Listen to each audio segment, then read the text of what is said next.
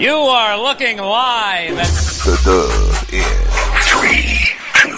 One for the money, two for the show, three to get ready, four to let go. Talking that talk is all that we don't. It's football time, we ready to roll. We bringing the coaches close to the fans, answering questions not from the stands. E1 players with offers in hand, from DF Dubs, the best in the land. Hey, 6 be coming to play like 8, 5 be coming to play like 8, 4 and 3 be coming like 8. Private schools be making it 8, cool in the game, Bad and Brian doing our thing. Weird and Jeremy ready to swing. Oh, I forgot it's a card of thing. We do it for the dub. We do it for the dub. We do it for the dub. At DF Dub. We do it for the dub. We do it for the dub. We do it for the dub. At DF Dub. We do it for the dub. We do it for the dub. We do it for the dub. At DF Dub. We do it for the dub. We do it for the dub. We do it for the dub. At DF Dub.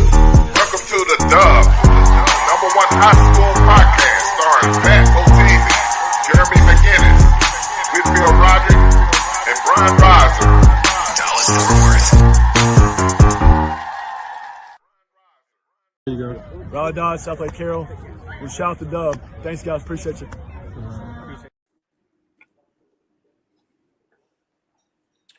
Salute. What it do? What it do, man? What it do? Been a crazy weekend, man. Crazy weekend, man. Feeling good. We got the college playoffs. We got a good game on tonight. Cowboys play tomorrow, so I don't have to be. Yep, sir. 2-game winning streak. Yeah, man. And, Just saying. And regional finals in high school football. Had some upsets, had some not so upsets, and had some a lot to talk about, man. We are down to the semifinals, fellas. The final four in every bracket. Ooh, man. Cream of the crop. Yeah, it's the final four in every bracket, man. So I'm excited about it. Man, we just got to get what's somebody my man Mark say it was a pretenders and contenders weekend. Yes, sir. Yes, sir. Oh man, we're gonna talk about it. Oof. We gotta talk about it, man. But before we do,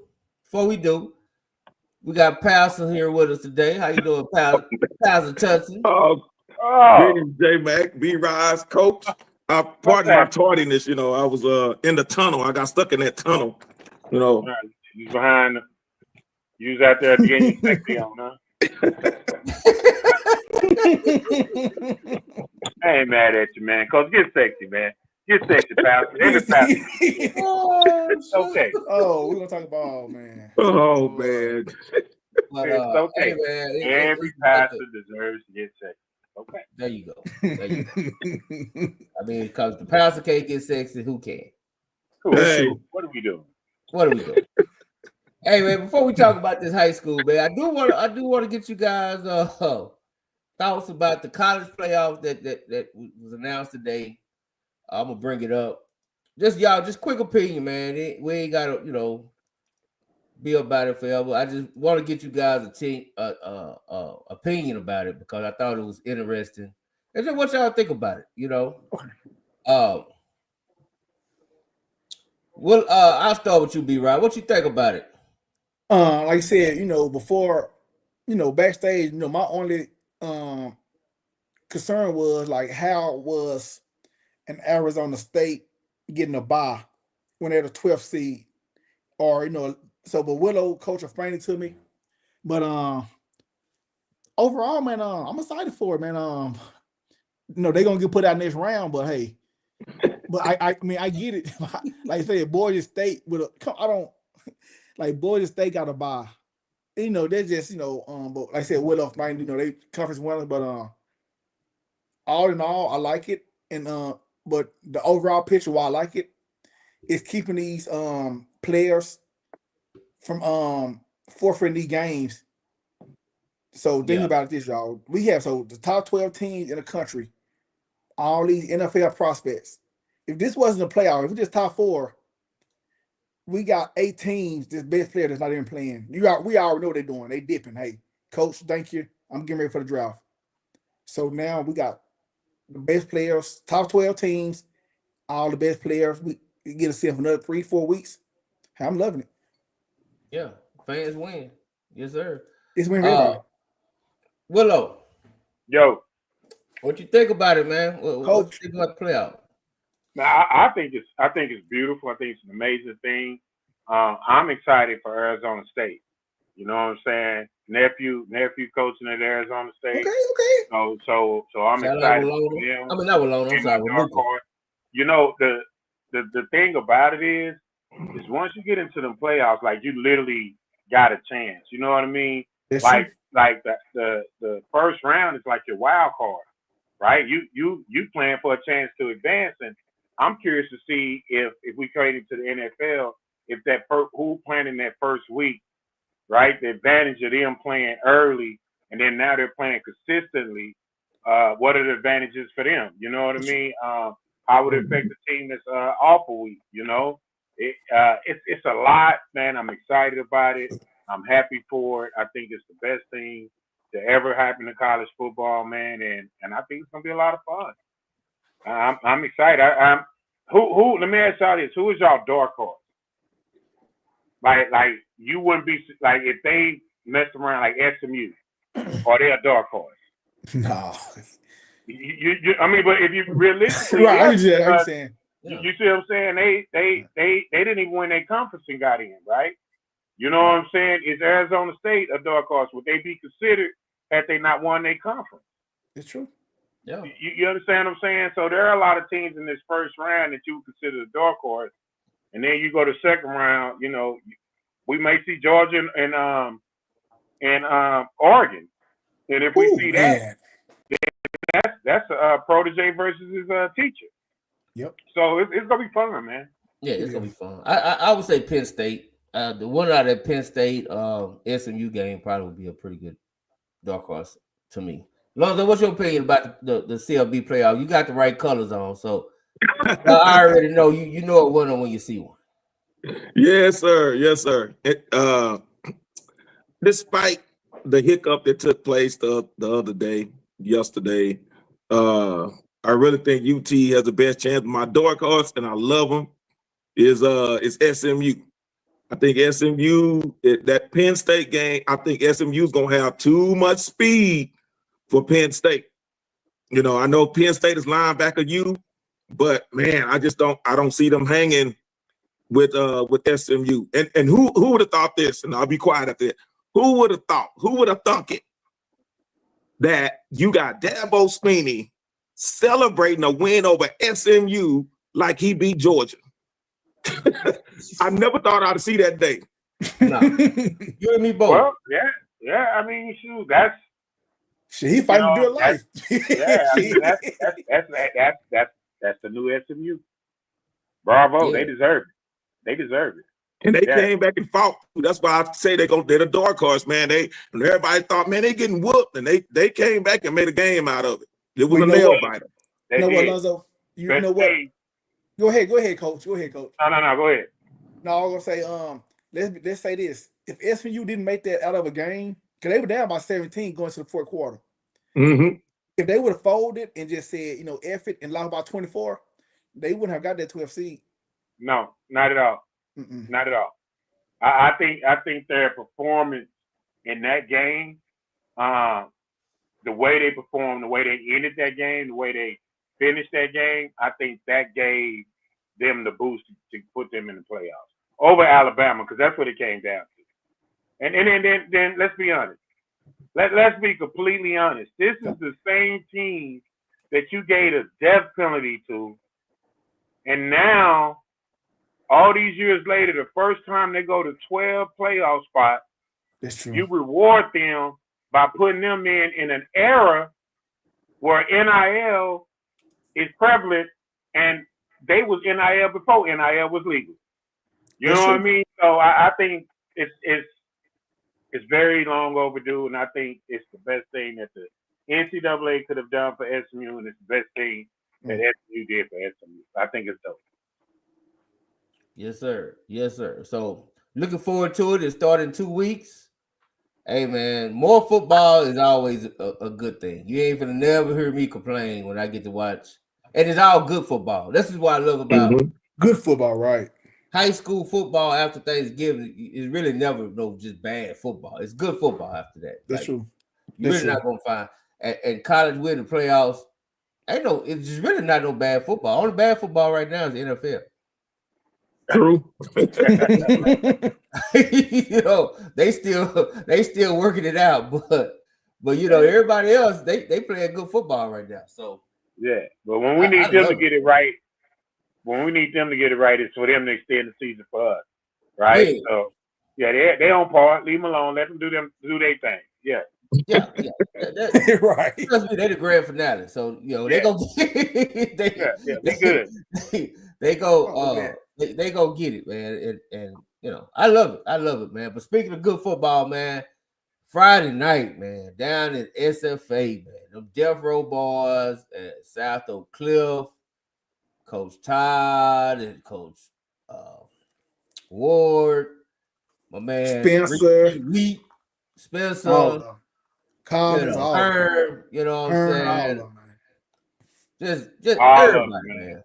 Dr. All of Johnson. Ingram, all of them, man. Jones, Everybody all of them. Whole loaded up the bus. You know what I'm saying? They even got Q in a car somewhere. They got, you know, and they went on down Nacogdoches, man, and they really did something that probably a lot of people didn't think it would be that much of a thrashing. The way it was, like, you know, most people thought, yeah, they probably could win, but nobody saw this. Willow, you was there, man. Just well, you know what? I'm gonna start with you, B-Rock. I know you watched it. Willow was there, but I want to get your perspective first, B-Rock. Go ahead. Well, my perspective was, I'm just gonna say, that district with PNG and Huntsville, like they are who I thought they were, you know, and Sock proved that. But I will say this, before I get into the game, but you know, Sock was after week 2, Sock was the last team in DFW in Region 2 left. So that's a crazy stat. But anyway, but before as the game is concerned, man, they dominated up front. You know, we all thought, hey, whoever win the trench is gonna win the game. You know, Sock dominated both sides. They scored every possession they touched the ball. Man, I'm highly impressed, man. Hey, hats off to Sock. I don't got. I mean, I don't got no knock. Hey, they handled business. I will see y'all this week. Yes, sir. Yes, sir. Willow, you was there, man. Yep. Tell us about it. Ooh, man, where do you start? Man, it was an amazing night. You know what I mean? You could just feel the energy in the stadium. When both teams was warming up, man, it was like you had this all black on one side, right? And I think the cool thing about this, man, it kind of reminds you of that '88 state championship run. And what I mean is that Carter team.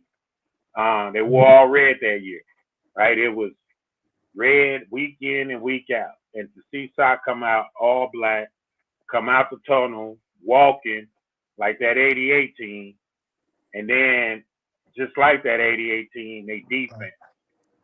I literally saw PNG do everything they possibly could do to get reactions out the kids. You could see it kind of early. It was kind of chippy. PNG was doing things because they knew they couldn't stack up with them. And man, as that game went on, what you started to see was the PNG team quit. I mean, it was a thing of beauty to watch them defensive linemen play. Punch them, get off blocks, arm over, making tackles for losses.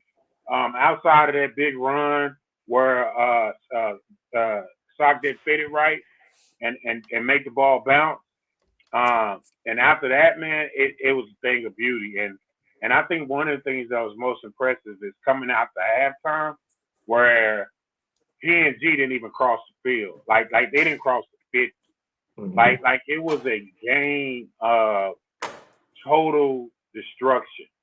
And then you turn it back on the other side and you watch top offensive line, and we talk so much And Zach, you're welcome. But we talked so much about P&G offensive line that I think SOC said, hey, what about us? And they right. What about them? They came out. They demoralized P&G. They put P&G in situations where coverage-wise they couldn't cover SOC. SOC took shots. What can you say about the quarterback, Carter? Carter had big-time runs. He made big-time passes. And those are the things that we talked about pregame, who can win the line of scrimmage, who can win the turnover battle. And they came out first, and SOC got the first turnover. You know what I mean? So, to me, it meant so much to those kids. And you know how most people say, oh, well, after a game like that, it could be a letdown game. I think them kids got so much more in them that it's scary. It really is. You know what I mean? And the way they're playing now, I'm not too sure if DeSoto could even beat SOC this year. You know what I'm saying? Like if North Shore now plays a SOC that's as solid as they playing up front, would that outcome be different? They are peaking at the right time.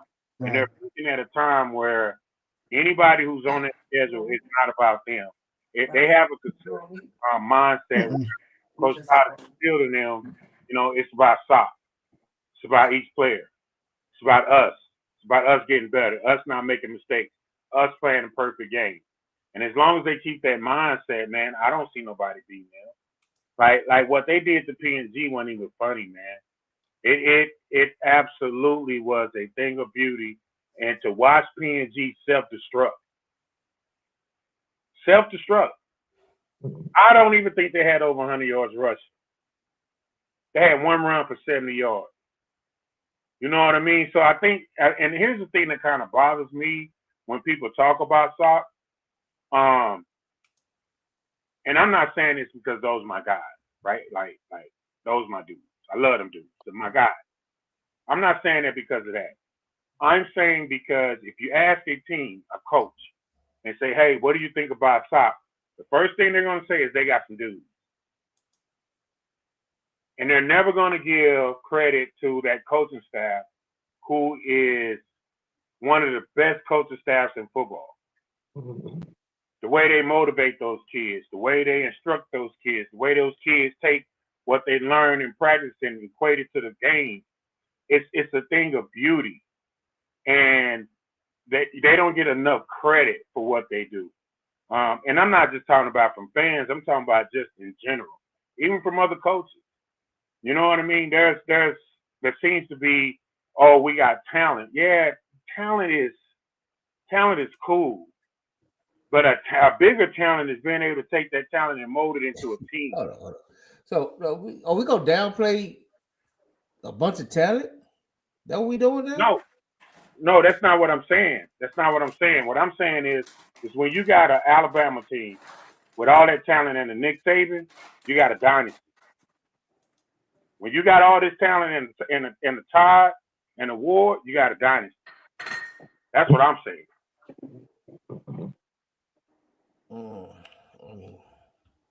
Lonzo, what you think about it?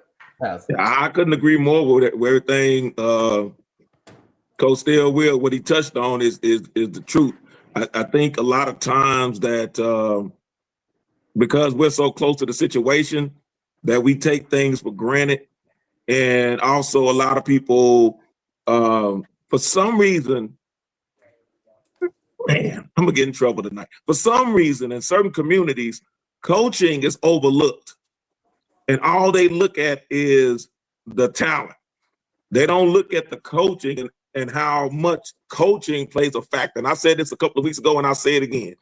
Look at all these first-year coaches that went to high school programs that were not winning. And they came out the gate and they started winning in year one. Well, Coach Todd has been doing this for, it seems like, forever. And I think people really underestimate the coaching that comes along with that. Because we always talk about, the higher classification, the higher division, and we really don't take credit for what they're doing over there at SOC, knowing that a lot of these athletes can go to any other schools in Dallas ISD for the most part. And what they do week after week after week, game after game, even those games that they lost this season, I was seeing improvement all the way down the line. And so I picked them. I didn't never show my whole bracket, but I had honestly picked South Oak Cliff to win it all this year when the brackets first came out. So salute to them, and I couldn't agree more with what Coach Carr had mentioned earlier. It's about that coaching staff. They got something there. When you got coordinators that could be head coaches in other programs, that says something. So, yeah. Right. Hey, man. Semifinals, man, they played against Argyle, who beat a really good, I think a hot. I kind of, describe Lovejoy as they was a hot team. Right. Going in. It seemed like they just kind of caught fire. They beat them 42-17, which is pretty good. I mean, it wasn't as dominant as Sock, but it was definitely a good victory. Right. To me, I was just looking at it. I didn't get a chance. I didn't get a chance to watch this game. I've been watching the box scores and things like that. But Lovejoy actually, and this is what's going to be. Have y'all seen these stats? Mm-mm. Let me show it. Can y'all see it if I show it? Let me show it to you. Because Lovejoy, if you look at the stats, was probably the better team. I almost had them turnover look. Yeah. So if you look at it, 22 first downs by Lovejoy, right? To 13 by Argyle. Total yards was about even. Passing yards was Lovejoy, which I kind of expect that. Dude, Argyle only threw it 6 times. Now, it was 23 yards per play. Damn. Right. Lovejoy was 5. How many turnovers? That's when they lost the game at 3 turnovers? 5. Yeah. Is that 5? I don't have my glasses on because I can't see that. This was 5-2 on the turnovers. Okay, 5-2. 3 interceptions. That's the part you see. Mm-hmm. Right. They both had 2 fumbles and 2 fumbles lost. Man, was this bad football or was it just competitive? Oh, 5 turnovers, man. No, they did the same thing when they played Anna. Like I said, no excuse. But Zion, like I said, when he hurt his hand, so when you saw that pick 6 that they got against Anna, but Lovejoy has always been turnover prone. That quarterback had a lot of interceptions this year. So this was just a continuation of what's been going on. They just were able to score so much on teams that everyone overlooked the turnovers. I don't know, man. Like every quarterback that threw the ball threw a pick. Damn near. Except for man. He put shout out to Camden. Hey, my man right here, I don't know if this is correct, but my man right here threw 17 times. That had to be the same. But now because the yards different. But he was able to throw 17 passes and catch 13 passes. Oh, that's the same guy. It's like he ran. He went to, how many yards rushing? Yeah, that was 11 rushes too, Jeremy. Yeah, like he went to like a dual. Yeah, that was 11. Oh, that's 13 rushes. Okay. Yeah, 14 rushes. I can't see that. Okay, so he wasn't throwing it to himself. My bad. Okay. That makes better sense. But hey, man, overall, man, that's crazy. That's the box score for that is kind of crazy. But that being said, B-Rise, how are we looking? What was your opinion on that game, and how are you looking at this matchup come Friday night, 7:00 SMU? I'm just gonna say this: the Argyle and Lovejoy game. Just from looking at the stats, Argyle capitalized on those 5 turnovers. If I had to bet my money, I bet they capitalized on at least 4 of them. If I had to bet, I bet they scored at least 4 out of 5 on the turnovers. Mm-hmm. I mean, so that's what we seen what cost them the game. But the way Sock playing right now, I mean, Argyle, Sock, they're not as turnover friendly as Lovejoy. I don't give Lovejoy, I give every team a fighting chance, but I give Argyle, a puncher's chance, but I definitely favor Sock by a lot. Yeah. Well, I'm gonna get your analysis last. How you see this, Lonzo? You got you're familiar with Argyle being up there. Going against Sock, you familiar with them. Number one, what did you think of the Argyle Lovejoy game? Because it seemed like it was just a hot potato. I wanted, because I always root for my mentor, Coach Dodge, but I knew that it was an uphill battle because Lovejoy on the defensive side, they're just not physical, and Argyle just pounds and pounds and pounds and pounds. So I see Argyle. I don't see a blowout in the first couple of quarters. I say halftime, Sock is going to take over because it's going to be back and forth. Argyle's going to try to take blow for blow, but it's just, again, when you got a heavyweight going against, a featherweight, eventually that featherweight just kind of has got to subside to that heavyweight. And that's why I think that Sock is going to really start putting it away. You're going to see long runs, especially in the second half, because that offensive line of Sock, man, that's a D1 college line right there by itself. So I don't see, like I said, that tackle. I may be mistaken, but Coach Carr, in that tackle, that left tackle, isn't he just a sophomore? For Sock. Oh, I'm not sure. Man, that's a man child. I think I know he's an underclassman, but I think he's a sophomore. But man, that young man right there. Yeah, I know what you're talking about. Yeah, if somebody in the chat know, if Coach Ward or Coach Todd, if y'all know if he's the man, that young, I just don't. Man, I'm telling you, it's gonna take three defensive players just to knock him off his game, off his square, and I don't see that happen. So I see second half Sock is gonna take over. Yeah. That's what. Willow, how do you see this matchup, man? I mean, obviously, Argyle is a tradition-rich team that they have a pedigree. I guess what most people don't know is they sub-varsity beat Sock twice. I think it was it 2027 class. Yeah, it's this or it's the 2026 class. No, it's I don't know, man, but yeah, they did beat them twice. Yep. I don't know if that means anything come Friday, but just what how you see it? This is how I see it. It's gonna have to be that defensive line again, offensive line again. They're long. Argyle is long. They're athletic, but they're not very physical. You know what I mean? Just talking about their offensive line, so to speak. They're not very physical, so they don't necessarily come off and try to maul you. They're more position. Now they have better athletes than PNG. They're more athletic PNG. And they have guys all over the place that can play. They got a running back that's very good. Their quarterback is athletic. He likes to run the football.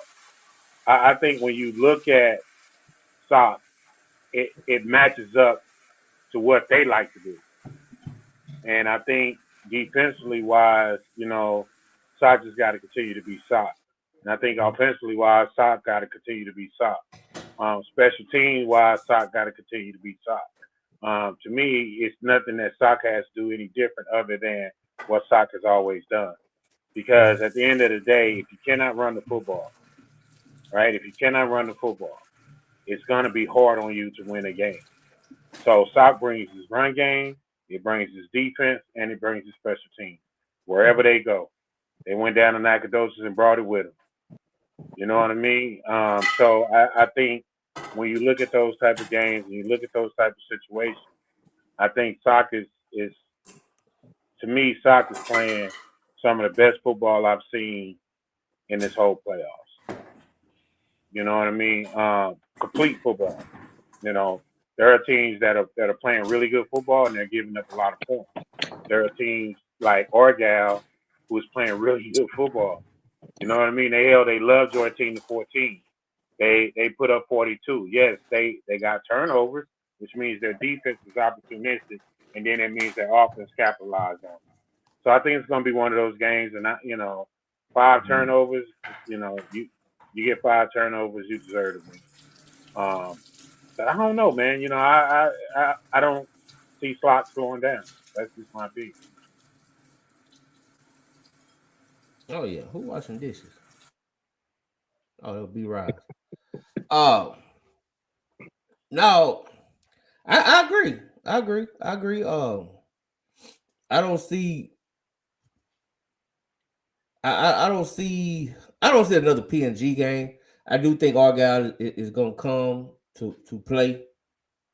I don't think they're going to be intimidated. And I do think they got enough athletes to keep it competitive.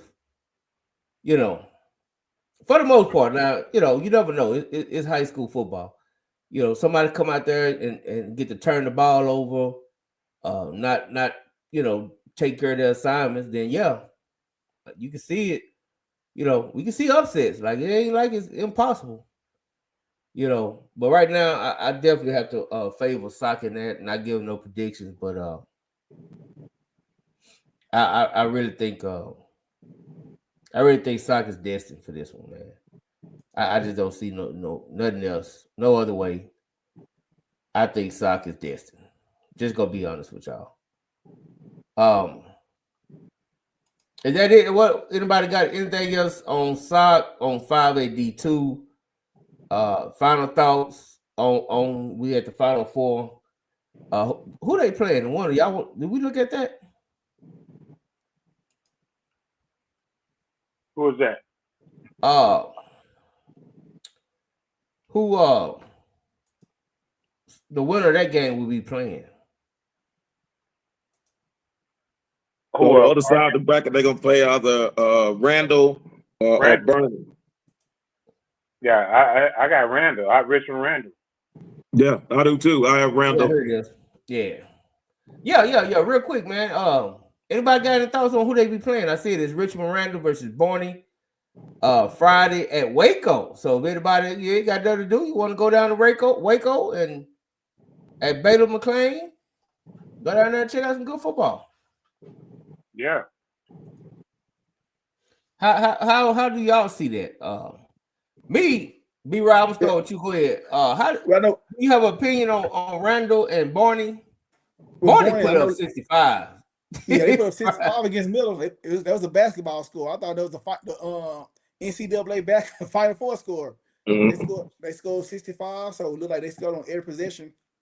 They had the ball, but I think they're a Richmond Randall team, man. I think they destined, man. I think they got the athletes, the studs. They was in dog fight too. They won 21-7, so they was in dog. So the team they played, they were trying to make it too. So, but I think Richmond Randall and Sock is the game that we will be seeing, hopefully.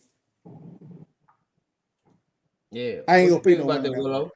Hey, I see no lies. We was hoping our guy CC Miller would have made it. But they couldn't stop a nosebleed. No, they couldn't do that. But I would love to have seen that one. But Richmond Randall, man, Black Jesus get to come up north, man. We get to see Black Jesus. Yeah, so that should be fun. right. That should be fun. We get to see one of the best running backs in the country. So I'm excited. Okay, yeah, me too, man. If we couldn't see, I got Coach Evans and CC Miller. I wouldn't be mad to see Richmond Randall and Sock in state. Yeah, that'd be good. That's a brother, head coach. Good team. Mm-hmm. What do you think about it, Pals? Before we move on from there. Yeah, I think, like I say, Randall, like I said, at that Bernie game, and CC Miller going back to that. They had this linebacker / lineman fullback that they put him in their power set. And man, he's hard to bring down, man. He's like a tree stud, man. He's tree stump. He's hard to bring down. But I see Randall coming out of there, and I see Randall versus Sock, and Sock is on a mission. And I no offense to Randall, but I don't see that game at AT&T being close. I see Sock taking it all because they're not going to leave anything to chance, as you've been saying, as they've been going through this playoffs. They're not leaving it up to one play, and they are on a mission. So I think Randall's coming, and it's a great consolation prize to come and get that silver medal. But I just don't see anybody. This is not only Sock's bracket. This is Sock's division. That's the way I see the outcome, and I could be wrong. And the people in Randall, if y'all want to talk, y'all can let me have it. I'm not gonna do like my counterpart did the other night. But yeah. What counterpart is that? what counterpart is that? I'm curious. You gotta let me know which one. And tell me what happened, Pastor. I'm lost. I don't know, man. All I know is somebody begged for the link. Somebody begged J-Mac for the link. And didn't even say goodbye. He didn't even say goodbye. He was like when they talking about Kaiser Sose on The Usual Suspects, and just like that, he was gone. He never came back. So I'm not gonna be like that. I'm not gonna disappear on y'all. Wait till we get there. We'll get there, Pastor. Okay, yeah. We'll get there. Boy, you know what, man? I'm proud of you, Pastor. You went 35 minutes before you took a shot. 35 minutes. I was trying to be good tonight. I know, Pastor. Listen. We here with you, Pastor. We'll lay hands on people if we got to. We'll be all right. Oh man. Hey man, let's move on. 5AD1. You know what I'm saying? One of our upsets, Denton Ryan. They took care of a Lido team out there out west. Is it really an upset? Or is it upset because they, 12-time champion? Is it upset because they was the district champion? Is it upset because they won before? Because I think a lot of people still picking Ryan. So, but Ryan did win, and they are set to play Highland Park at Highland Park Ford Center. Frisco. I don't know if I would agree to that, but that's what's going on, man. So, B-Rise, just give us what you think about all that. What did you think about the Denton Ryan Alito game? Even though we talked about it yesterday, if you want to mention that, you can. Plus the Highland Park, they beat Lone Star, which was, I don't think it was much or nothing. Yeah, that was affected. And what you think of this game? Come what's that? Friday night? Did I say Friday night? But let's just say this, man. We got us old rival back, Highland Park and Denton Ryan. Yeah, let's talk about 5A Division I. That's one of the biggest rivals the state of Texas have ever seen in the 5A Division I bracket. And we getting that back. We all thought Alito, Highland Park, they would have been good, but hey. But let's not forget, it was some people who picked Highland Park to actually make it to state this year. So as far as the upset, I want to say an upset because, like I said, that district game, they done played just 3 years in a row, J-Mac. From districts to playoffs, they done played just 3 to 4 years in a row. So I won't really call it an upset, but as far as the game, Denton Ryan and Highland Park, I think we're gonna see one game that we've been a heavyweight fight. It's gonna come down that fourth quarter, But if I had to pick, man, I slightly favor Highland Park. But it's gonna be a good one, J-Mac, man. It's gonna be a good one. Yes, sir. I think so too, man. Let's welcome my man Mark Henry. My boy. What's up with it? Marky Funky Bunch. What's up with it, Coach? Right. Going down? And J-Mac. And as far as that Highland Park and Frisco, Lone Star game, Lone Star, they should have been out last week against Midlow. So, I think we all expected Highland Park to take care of business with that game. Okay. Yeah, I get it. Hey, Mark, we was talking, man. We kind of made it past the 5AD2, but we're at 5AD1, so you made it right in time, man. Right. I think everybody pretty much got the same opinion about 5AD2 anyway. how you see this 5AD1? You know, with the we could call it upset. I just call it a Ryan victory over Alito. Now we got like my man B. Rod said, we got the old rivalry back with Denton Ryan, Highland Park. You know, which is a great rivalry, right? Yeah. What we think about that? What we think about that game? What you think about that? I mean, it's a classic matchup. You know, back in the gap when Spencer Sanders, Gabe Douglas, and all those guys were running around, I was covering Denton Ryan pretty heavy. You know, Spencer Sanders tore his ACL one year, and Highland Park goes on to win. You know, they've been their Achilles heel a couple of times, except for the time that they pushed through and actually won when Seth Hennigan was the quarterback. I thought that the quarterback, Quinn Hennigan, actually grew up a little bit. You know, I was at the game when they played in Alito the first time around, and it was a tale of two halves. The Alito running game established itself the second half, and, you know, Racine Guillory Jr. just, you know, he had himself a game, 4 tubs on the day. But I think that Ryan grew up. You know, I was listening last night when Coach Carr said that they playing with a purpose now, and I think that whole community is rallying around that team. I think that's a big thing. You know, when you have momentum and you have something to play for. But on the flip side, Randy Allen is one of those guys that hangs around, and he coaches his team well. I've really been impressed with Buck Randall, the 2027 quarterback. He's really grown up in front of that particular fan base. There hasn't been a sophomore quarterback since Matt Stafford that started Highland Park, which is saying something about him. I think that Highland Park's defense is underrated as well. I thought that Braden Mussett from Ryan stepped up yesterday in a big way. He had a big touchdown. And Nemo Warmate, the running back, has really established himself in that offensive line behind Haywood and company. Then you got to look at the Ryan defense. They shut down a potent running game. You know, Racine Guillory wasn't able to get loose. Gavin Beard, and you know, he was running for his life most of the night. I think that front line with Cookie Warmer, Errol West, and those guys, you know, they really proved that they can play at a high level. Williams, the cornerback, had an interception late, so I think that they understood what the mission was, and you know, everybody, of course, you know, was thinking Alito was going to go back to state. They kind of overcame some adversity themselves, and they're used to this. This is what they're accustomed to doing at this time of year. And, you know, I think Ryan is a team that's going to give Highland Park some issues. You know, it's going to be a great matchup. Yeah, I agree. Willow, give us what your analysis on this game and how we got to this, how we got here. Well, listen, man, we got here. Again, Mark touched on it, man. They just playing inspired football, man. Denton Ryan is literally on a mission. And B. Rise said something earlier when it comes to that Alito game. They've been in their district with him.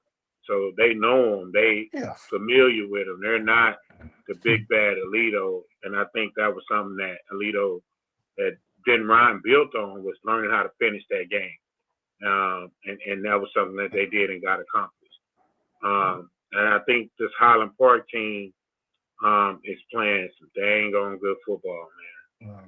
They've been going through a gauntlet themselves. So it's not like, you know, they're not battle tested or they had an easy way. No, they had to go through that same gauntlet that Denton Ryan had to go through. So I think when you look at both of these teams, you're going to find two teams that I think if you had to go with a favorite, you should go with Denton Ryan.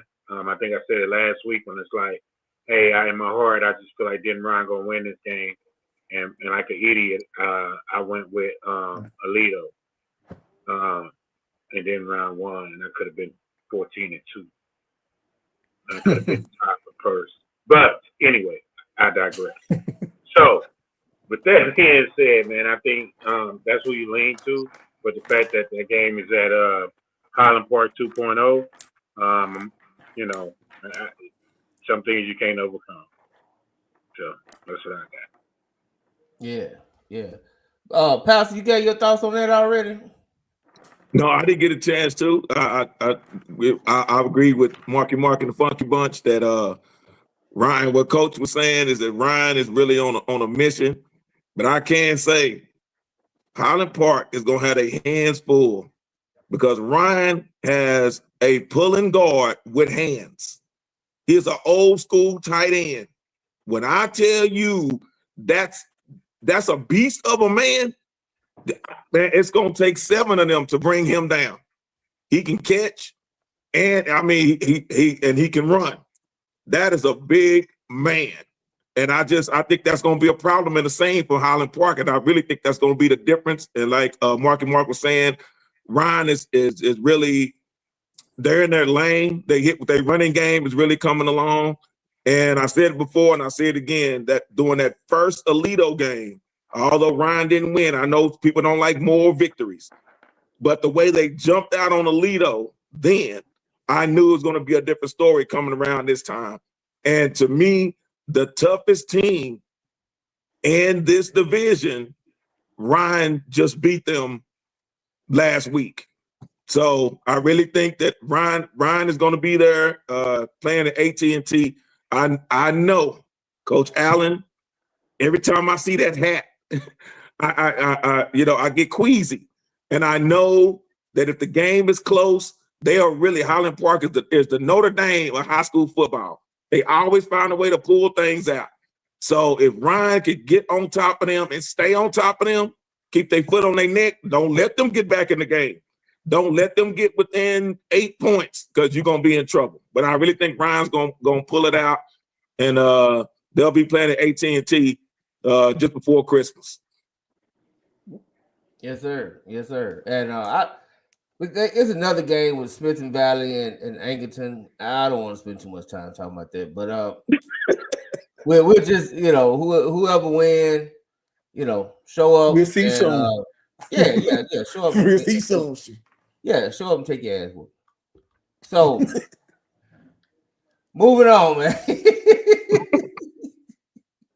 Is that a wrap on that? We put a bow on 5-8D1? Yeah, we done, man. All right, we got 6-8D2, man, which was highly talked about. Highly talked about. I do want to mention, man, I think the game, I want the other side of the bracket, man. Summer Creek versus Vandergrift. I actually think that's going to be a pretty fun game. I don't know where to stream that or whatever, but I wouldn't mind taking a look at that game. I think that game is going to be fun. I think my coach over there at Summer Creek is awful happy. He's awful happy because Longview took care of they work. Longview took care of their work. So I'm thinking they're very, very, very happy about this, man. But hey, we talked a lot about it yesterday, but hey, it is what it is. South Lake Carroll, Longview Lobos, they will be playing this Saturday at SMU, 2:00. Who I need to start with? Go ahead, B-Ryan. Go ahead. Man, man. How did they get here? South Lake beat Dengar, which I think they was pretty much in control the whole game. They took care of Guy. And as you know, Longview came in and they just upset the apple cart. They ruined the South Side party. There will be no South Side party. Blame it on Longview. Them country boys came down and ruined the party. They, you know what I'm saying? They watered down the punch and everything, man. We ain't got no good party going on. What you think about it? You tell it's still gonna be a South Side party. They just let's be real, Jay, man. We're gonna party anyway. They just gotta pay admission now. Yeah, it won't they be free. get in. Let me warn you. Yeah. But talk about, yeah. but no, as far as Longview, I'm trying to say that as fair as possible. I think with this going back to yesterday, DeSoto in the Longview game, I think when DeSoto came out to that what they get his sexy song and it's dudes twerking and all that. No, they just I think them kids from East Texas, who don't do all that, that type of dance, and they looked at them, they looked at them and say, man, they doing all this. And I just thought, just my opinion, I just thought they just looked at them different. I think from that, that pregame, that to get it sexy and they're twerking. In my opinion, I think Longview, lost all respect for him. Due to that. That's just my opinion. I could be wrong. I'll get y'all opinion on that, but Longview had the business, man. They surprised the state of Texas, but I don't see South Lake and Dodge making that mistake. I think they're gonna prepare 100%. No social media, they gonna be 100 out in. And I'm looking forward to a good game, but them Longview, man, they tough, man. They tough as nails, but I don't see South Lake making the same mistake. Yeah. But I'm not picking no winner yet, but I think the game gonna be close to what I'm saying. Yeah. South Lake coming out to 7 Mile. Mom's spaghetti.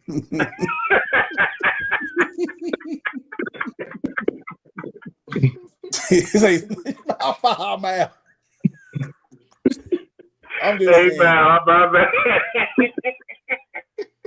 What do you think about that, Jay, man? You think you think they looked at them different when they came after that? That they twerk. You think Longview they kind of looked at them? They kind of just sized them up after that, I know in East Texas and Ty, they don't, they operate a little different out there. They kind of just change their mentality after that, J Mac.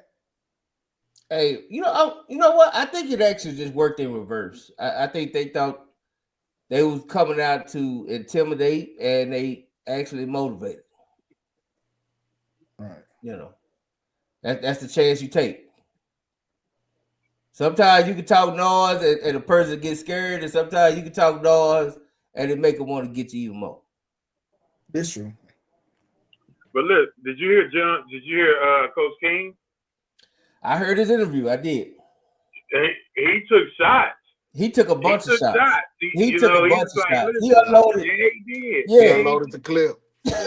Yeah, he did. It's Look, it's close to hunting season, ain't it? It's close to hunting season, I think. Yeah. Yeah. He took shots. He took shots, but it is what it is. We can't. And I agree. Let me ask y'all that on this Longview. How do y'all see this matchup with the running back for Longview, Boosie? And I agree. I definitely agree. He's the most underrated running back in the country. With him just getting his first, was that his first D1 offer from? He just D'Angelo. We were talking about that yesterday, D'Angelo. No, he was actually committed to Lamar. He had a Lamar offer. That was another offer. He got about 4 or 5 offers. Okay, it's nothing. It's no big offers like Power 4 schools. We picked up the SFA yesterday. Man, every SWAC school should have been an offer that dude by now. Coach, man, listen, travesty. I don't, man. This is why Prairie View dropped the ball about having this game there. Mm-hmm. Facts. You know what I'm saying? You got some of the best kids in the nation on both sides of the football, on both schools, and you got the right there. SFA 8. You know what I mean? I'm sure they talking to some of them kids after that game. Yeah, I agree. Right, I agree. But it was there.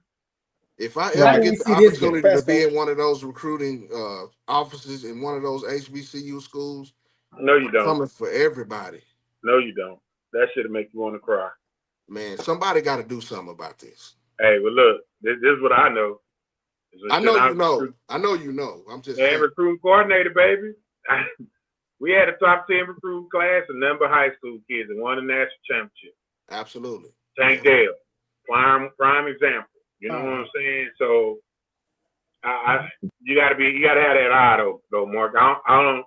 The problem with HBCU is that they want kids that is already developed, and to me, it's the same problem that I'm gonna use DeSoto for an example. When you have a kid that's running your program that hasn't been through the lumps of the program, that you have not had a chance to groom, it is extremely hard to take one person, put them in that position, and think you're going to have the same amount of success for 1 year.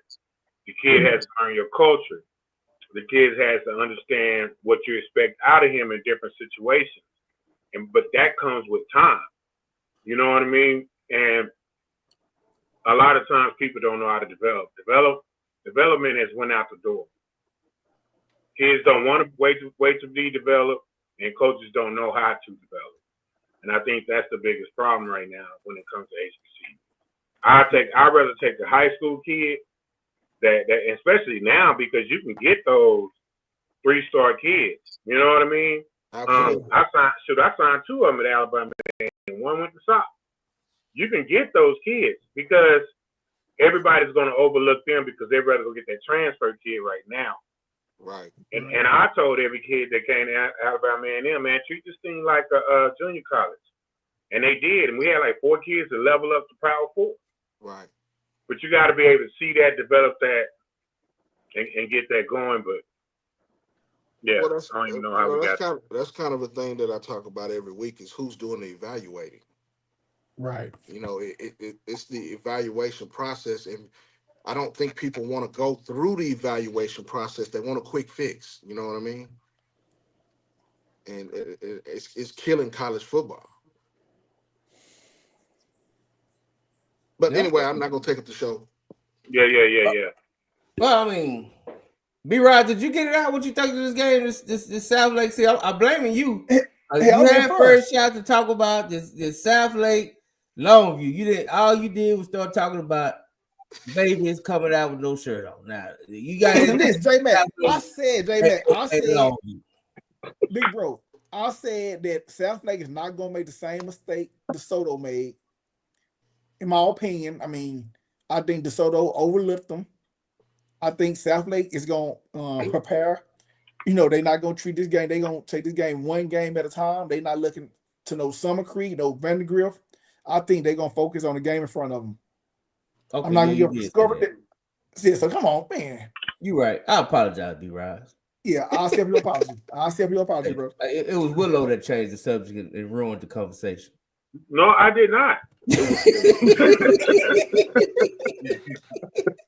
You know what? Because we got company, I'm gonna take that on the chin, homeboy.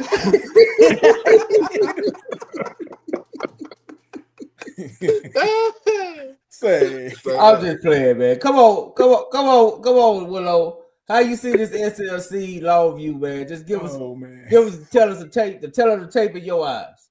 Oh, man. Ooh. Well, consider South Lake don't play defense, so whoever gets the ball South Lake don't play.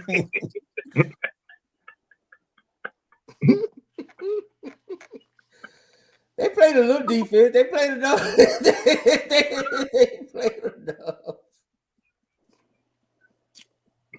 But this game gonna be close, J-Mac. It's gonna be close. This is how I got it. It's gonna be close. Not DeSoto, but Longview has showed you that they can line up and run the ball for 50 straight plays and don't have to throw the ball and put up 50 points. I think that's a little easy to prepare for. Considering Matt Steph said Longview ran the same play 34 times. I think he said 44. 44. 44? Yeah. Listen, and if you see why, you know, we ain't got. Are we at that game? Can we announce? No. This ran the same 44 times. Oh, okay, all right. So I'm gonna go back to DeSoto. I watched that game, and they ran a counter to the weak side because when DeSoto went with this 5-man front that they had guys tilted, and all they did was wash them down. And them D linemen ran up there. They just washed them down, came back forward on the backside with a GH counter, and they was going to the house. Like they ran that same play the whole time. And then the other plays that they ran was when they went I formation and they just hit you with a quick dive. Like DeSoto never adjusted. I don't care who was in the game. I don't care what defensive line was in the game. I don't care who was what. Nobody did anything. The only kid that was making the majority of the tackles was number 21. He had to make every tackle. They secondary led the team in tackles. They ran the same play. They got the same result. And before we even go there, let's just go back to this. This is what I don't even think people understand because they all over the place with DeSoto. Let me tell you something. First half, that score should have been tied up 23-23. How, Coach? Glad you asked. Yep. They got all the way down to the 9-yard line. DeSoto did. 9-yard line. Okay? It ended up 4-37. 4-37. Sacks, tackles for loss, penalties. Score was 13-7. They on the 9-yard line couldn't score inside the red zone. The second time, instead of they ran a hold up on punt. Now, we talk special teams because, hey, I love special teams. When you run a hold up, you always supposed to have one guy to rush the punter to ensure the punter punts the ball, or just in case the ball goes over his head, or just in case he dropped it. What happened? Oh, I'm glad you asked. He dropped the punt. He had to run and pick it up. In the end zone. By the time you realized it, it was too late. They punted the ball. Oh, but guess what? You got great field position. You know what? You didn't score. You didn't get a field goal. You didn't move the ball. Now, all this is happening with less than 8 minutes left to go in the second quarter. So before we sit here and we talk about the defense, the sexy reds, the offense, top to bottom, top to bottom, everybody in that program performed awful. I don't even know if the water girls had water in the bottle. like that's how bad and atrocious that was. Everybody, top to bottom, that program was very, very, very bad. And I'm not making it up. And on top of that, it's 13-7. How do you know a team's supposed to quit? How do you know a team quit? Special teams, Coach. Well, how, Coach Carver? Let me tell you. When they scored their second touchdown, nobody on DeSoto rushed the field goal block. They stood there and watched. And what happened after that? 23-7. Yeah.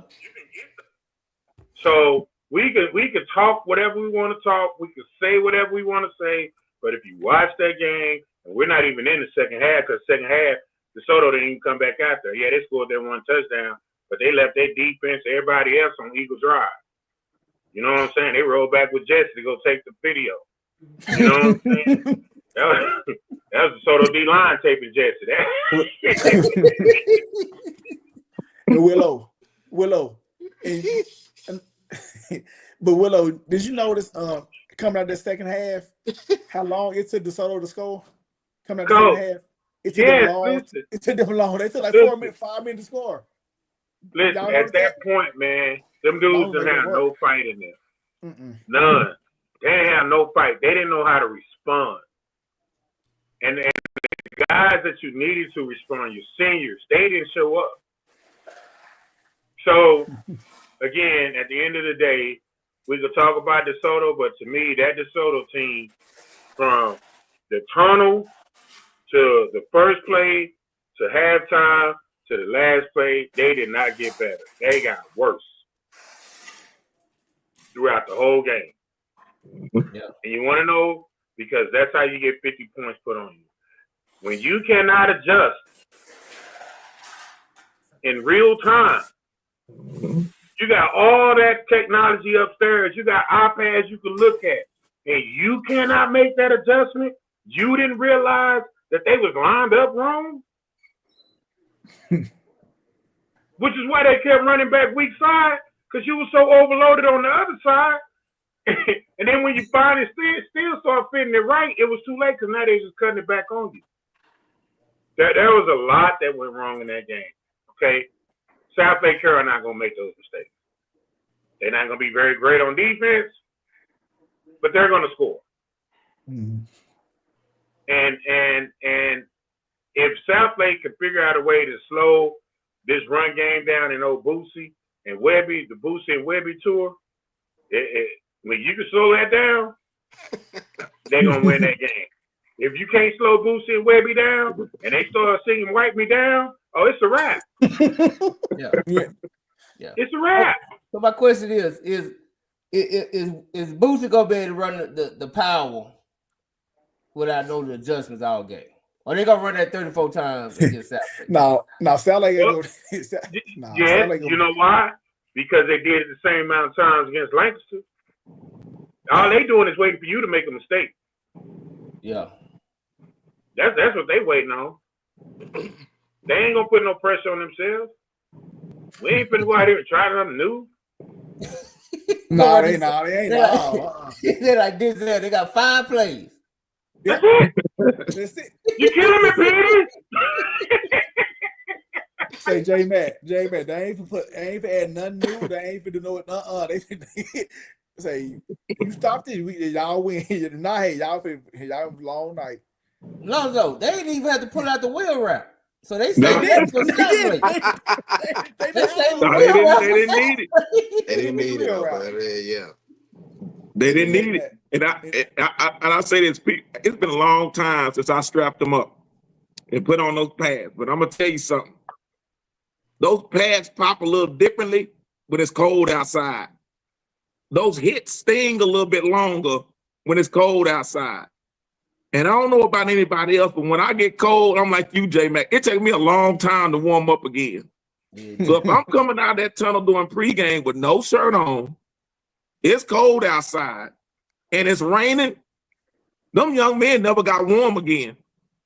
And they didn't have a chance. And like Coach Stillwell was saying, when you cannot play a 5-man front with a running back like Boosie, because once he gets through that line, who's gonna stop him? And that's all he was doing. You cannot sit up there and say, you know what, I'm gonna stack it with 5 and bump that. I'm gonna put my line back. It's not gonna work. It's not gonna work. You got to go pay a 4-3 or 3-4. You that's the only way. And I would definitely be surprised if I see South Lake come out there playing a 5-2-52. I don't see them playing that. I don't. Well, but it's really gonna come down to. They come out at 4-3. They come out at 4-3. Watch. Well, I can see them come out with 5-man, but they gonna actually, like Willow say, run the assignments and line up. Well, those linebackers got to be scraping heavy though. You know what I'm saying? But I said this in private. I'm gonna say it in public. When you have individual players trying to make individual plays and you don't play as a unit, it causes problems. And I saw that a lot throughout the game. You got to, it is a team effort. You've got to depend on those other 10 men, especially on defense, those other 10 young men on the same side of the ball as you. You cannot go out and think that you're going to come in and you individually are going to put the team on your back and win it. But this game coming up is going to be, we know South Lake Carroll can score. The question is going to be, can South Lake Carroll's defense stop Longview's offense? Because I know Longview is going to make some stops. And that's why I'm going to give Longview the nod. Everyone's looking at they shouldn't be here because of the Lancaster game.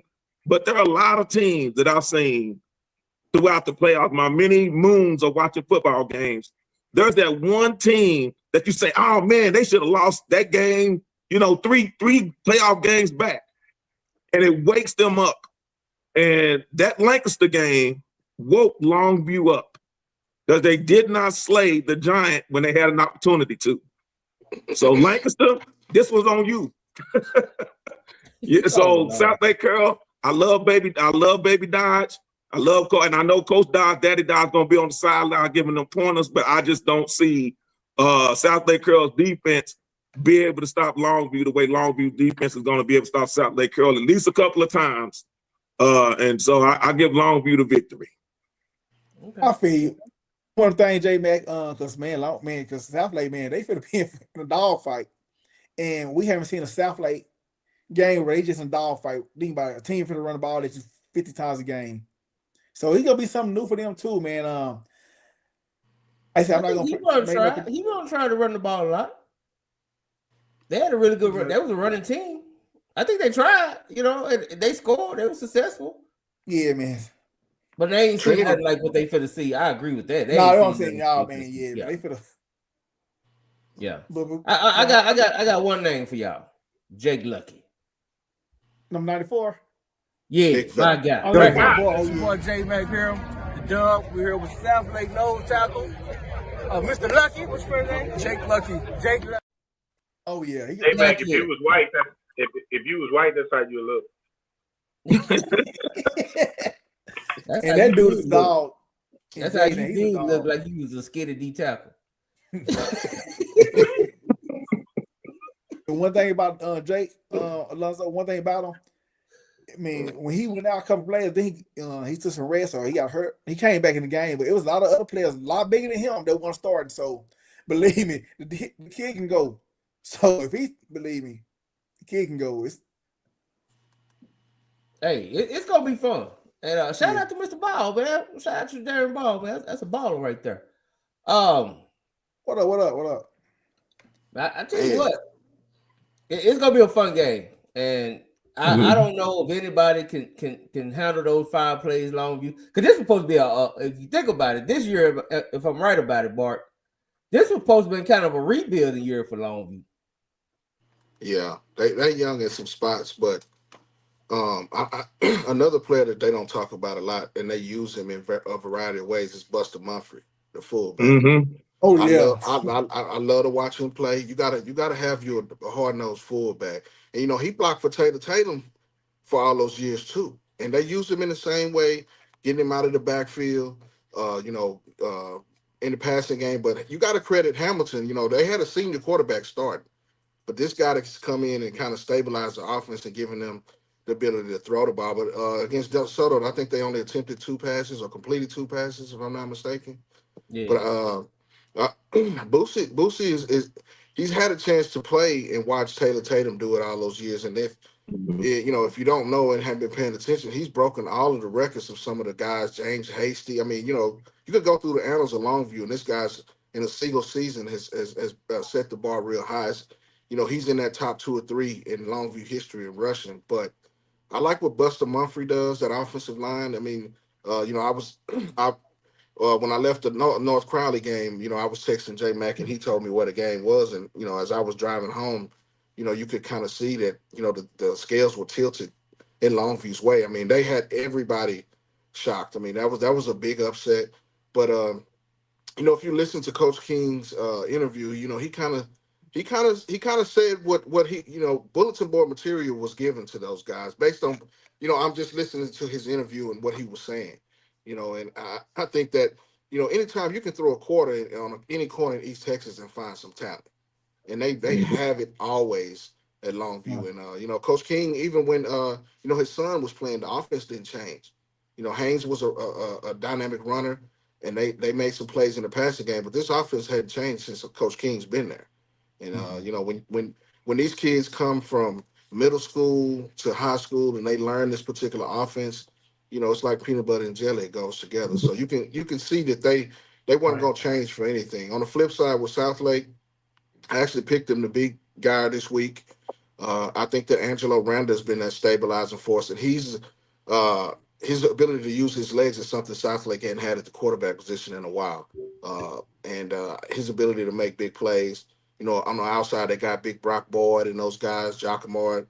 And they're going to always have a dynamic kicker. So if it come down to a kick, Southlake's got one of the best kickers in the country as well, too. So it's going to be a great game, at Ford Stadium, SMU, right on the big stage. It's going to be a thing where you're going to have to bring your lunch pail that night.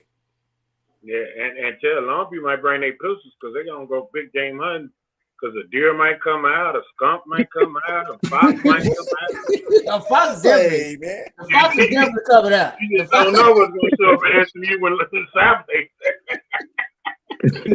Hey, that's why I was asking Matt, and I don't think he returned my message, or I just had checked it. But I was asking Matt, how the hell did Coach King agree to go to SMU? Because I know Coach King don't like SMU. He don't like that stadium. So I don't know how they agreed to that. But that might be, that maybe he wanted to break the voodoo. I'm pretty sure Southlake didn't want to go to Kincaid. No, they didn't want to go to Kincaid. No. Hell no. I'm pretty sure that was the option. And they didn't want to go to DeSoto. Look, they didn't want to go to DeSoto. They could have gone to Mosquito Forney, maybe, but Mesquite Babori in the house. Hey. Okay, Matt said he agreed. So I give the first round edge. I got to give a Southlake because they got King to do something he didn't really want to do. So we got to give Riley Dodge 1 point ahead. Well, He already winning. hey, Coach, he already got that onesie on. He had that onesie on in negotiation. Yeah, Coach King said not get out of line. It's going down. It's going. That's me. That's me. Okay, Riley. Okay. Hey, With a strong chin. Yeah. He ready.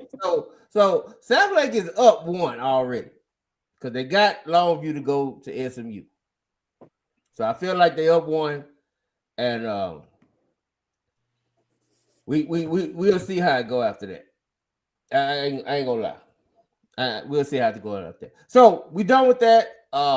Anybody got any closing arguments on 6A? Because we got to get to the game of the evening, the game of the week, the game of the century. Heavyweights. It's a showdown in Allen. Now I don't know why they want to take all you Negroes to Allen, Texas. I have no idea why they want to take you Negroes to Allen, Texas. But they taking y'all to Allen, Texas, man. So y'all know what it is. If anybody want to put a bow on 6A D2, do it now before I go. It's a wrap. it's a wrap. There it is. So 3:00, Allen Stadium. Allen, Texas is gonna be the darkest you ever seen in your living life. Right on.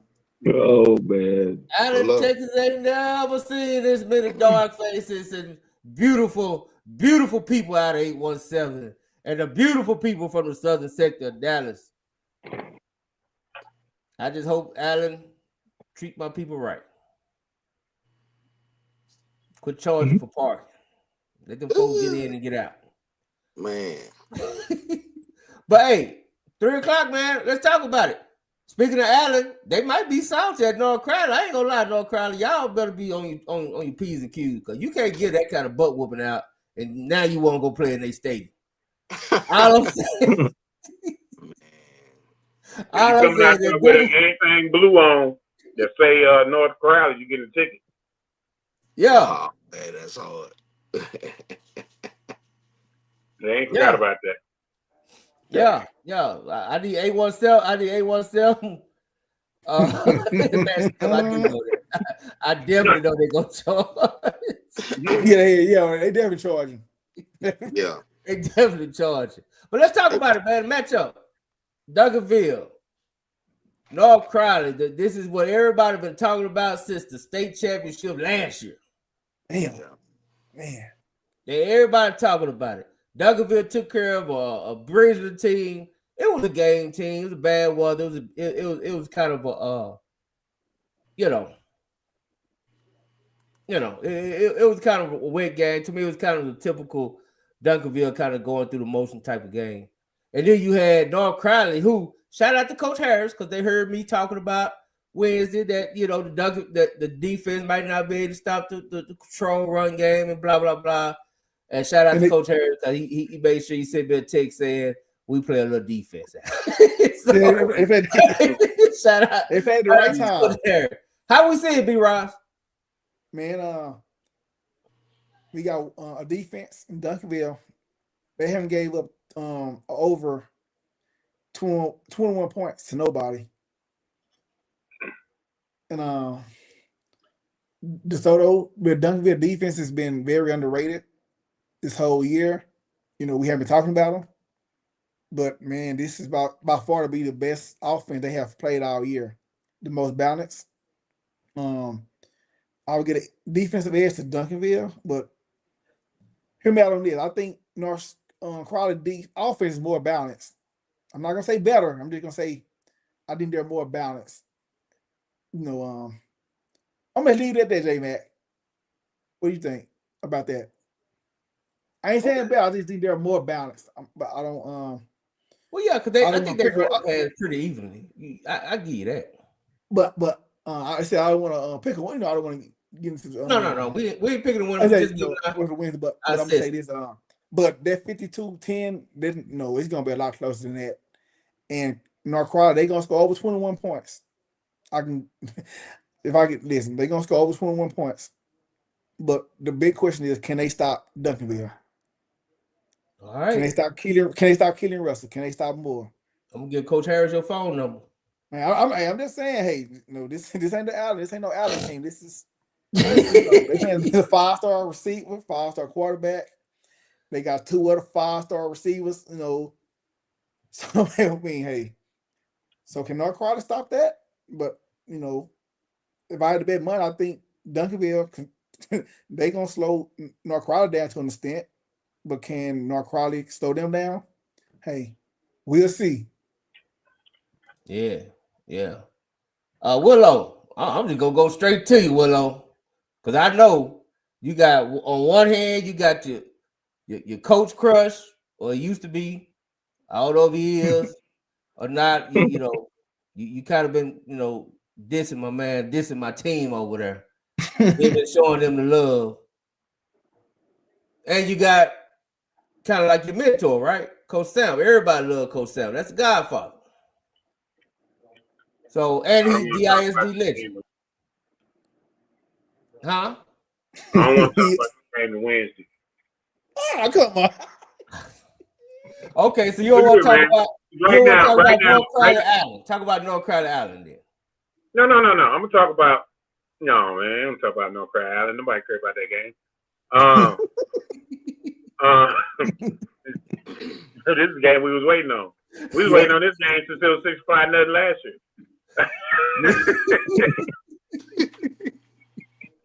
This man here, man. He tripping, man. He tripping. So, I mean, are we saying it's gonna be another 65-point game? Is North Crowley better? Yes. Is Duncanville the same? They still winning. I don't know, man. I think this game gonna come down to 2 things: who's gonna play the better defense, and it's gonna come down to defense, and really turnovers. Yes, people say, well, Duncanville's run game is non-existent. It's not necessarily true. If you look at them, they throw the short game, the quick pass games, just like the run game. They get their athletes' hands right away and let them do what they do. Last week they had an opportunity to run the ball on Brisbane. They did that, and did a doggone good job. Now, the best running back on the game is going to be at North Crowley. Yeah. And I think the best quarterback in the game is going to be at Duncanville. The receivers, you're talking about Quinn Gibson versus our guy, man. And I think when you look at it, Duncanville has the edge, right? And the receivers. When you turn around on defense, I think Duncanville has a better defense statistically. Now, I think this will be the most complete offense they've ever played. Right. I think, North Crowley, when you look at their offense is explosive at all 3 levels. Now, is Jimison going to have to run a lot more at the quarterback position? I would have to say so. I think there's going to be a lot of pressure. He's going to get out the pocket, and when he get out the pocket, he's a better passer. So now that leads to big plays by Gibson and everybody else. Man, right now, I can't give nobody the edge. I think this is the game we all been looking for, we all been waiting on, and I don't think they're going to disappoint. But right now today, man, I can't tell you who gonna shine.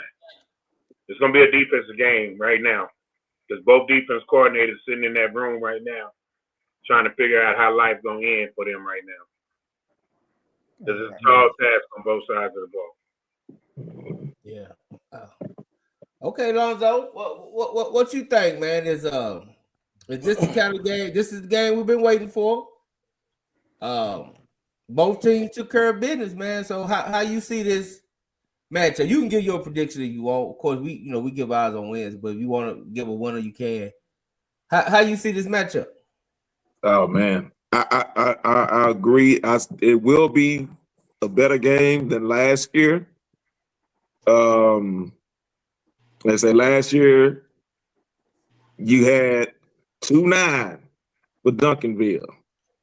This year they got 27. 27 is no 29. I keep saying it, be the best 27 that I've seen. I think that North Crowley's probably going to triple team if they can, quadruple team. DK out there. So I see number 2 for Duncanville actually having a big game. I think it's because always these type of games that somebody that nobody expected to step up to play, they've been just consistent all year long, but they gonna step up and shine in these type of games. Man, if North Crowley plays the way they played against Allen when they came out the gate and jumped on them, and it was 21-0, they got a chance. If they play like they played the weeks prior to Allen, them couple of weeks, and letting team just hang in there, they lose and then they coming back, then it could be a long game for North Crowley. Man, this is one I don't want to say just yet. I may add it on in the chat on Wednesday night. But like I say, I love Coach Samples. Like I say, he is the godfather. But I love Coach Ray. Who in the hell left the gates open? I just love what he does. And I'm interested to find out what pregame speech he's gonna give. I know they're not gonna post it till probably after, but what gimmick is he gonna come up with? I know the team are already gonna be motivated, but I just love the way his inspirational speeches. Man, it's gonna be a good one. And Coach Cortland White, you're one of the good guys, and Coach Gates, y'all the good guys. It's just, man, I don't want to call it yet. I gotta do some more research. Yes, sir. Yes, sir. And shout out to all the homies, man. Coach White, Coach Harris, Coach Gates, all those guys over there, man. They're just super cool. Always showing love. Of course, the Godfather, Coach Barner. You know what I'm saying, and all those guys over there. We got love for them too. I just saw somebody said that Coach Samples said this game was personal. He kind of said that last year. Like he wanted to beat them last year. He wanted to beat them last year. He thought they kind of talked too much, and I think he was just talking about that one particular fan, but he thought they talked too much. So, what you think, Mark? Man, I've been waiting on this game since last year, like we all said. I think Coach Gates, every time you talk to him, it's like he knows something you don't know. I think picking up Coach Harris was one of those things where they started to load. They started to load up in the offseason. You know what I'm saying? In the Allen game, there was a jet sweep that the Allen receiver ran, and Jonathan Cunningham, Deuce Cunningham came in. It was a slobber knocker hit. All you could see was his feet in the air. And that was the turning tide in the game. It seemed like that took all of the air out of Allen. And this defense, I think it runs through those linebackers. I've been talking about Jabril Asbury to anybody that'll listen. I think he's going to be a key to the game and holding up against the running game. But, man,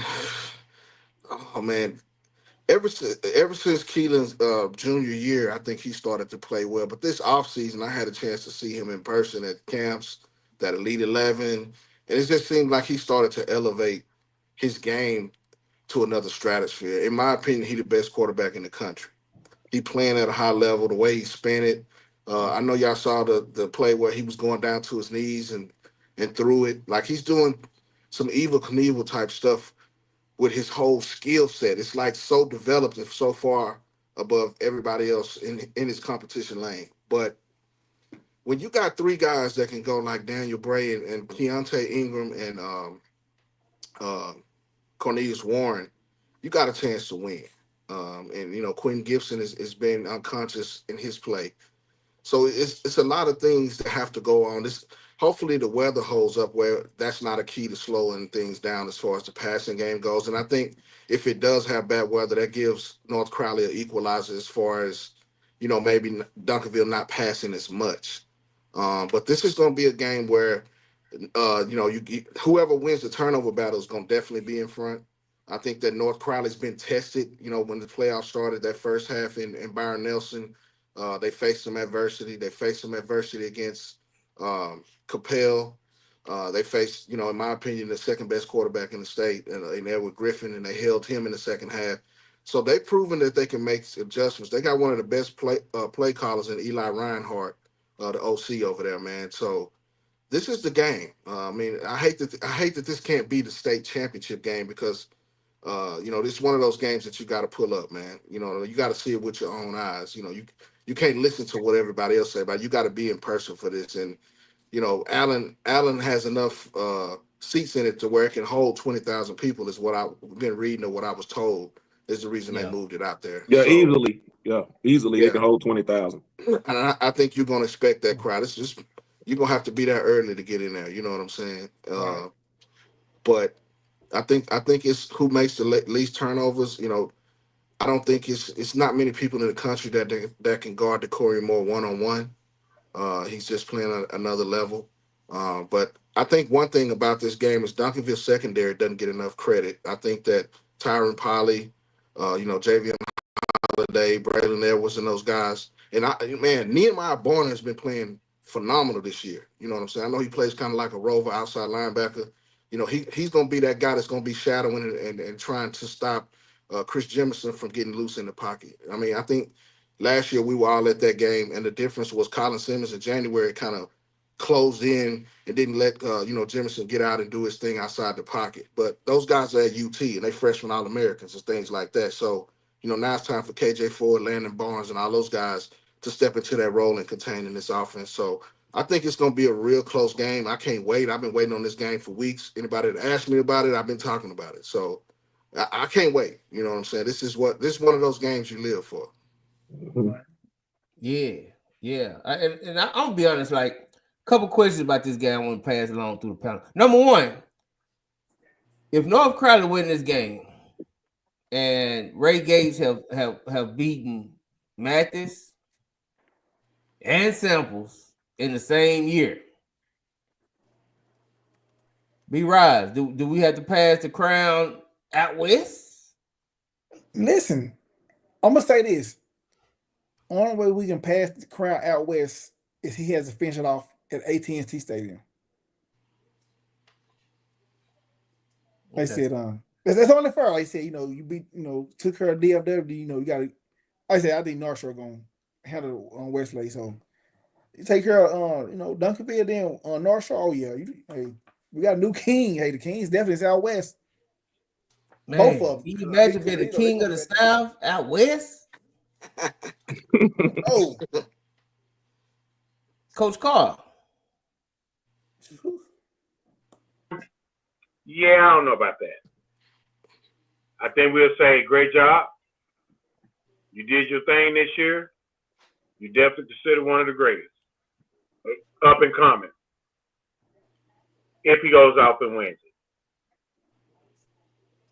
And the reason why I say that, because we can't compare 300 wins and forget about all the great stuff Coach Samples done for a guy who's won a state championship one time when Gates win it, right? So I don't necessarily know if you can say that. I think it's going to take a lot of, we can have this conversation when we comparatively speaking years in. But what Coach Gates have done is really absolutely amazing. It is outstanding. It is great to watch. Right. And, I don't necessarily know if you can pass it, but I definitely think that you have to say that this year, he can carry the torch this year. This year. That's what I was saying. Just as far as this year, you would have to say. Yes. Yeah. Oh, yeah. The King, if North Crowley wins, the King is an 817. Yeah. Ain't no doubt about it. Now, next question. Duncanville gave up a lot of rushing yards this past game. Now we know it was weather, whatever, but hey, North Crowley played bad in bad weather too. You know, Longview played in bad weather too. So my question to you, because I brought this up as a concern, and when I said it, it's just, you know, it's conversation, man. We talking. We talking about shit, right? Yeah. So my only thing was I watched the Duncanville game. This running back broke off long runs and got caught from behind a lot. Yeah.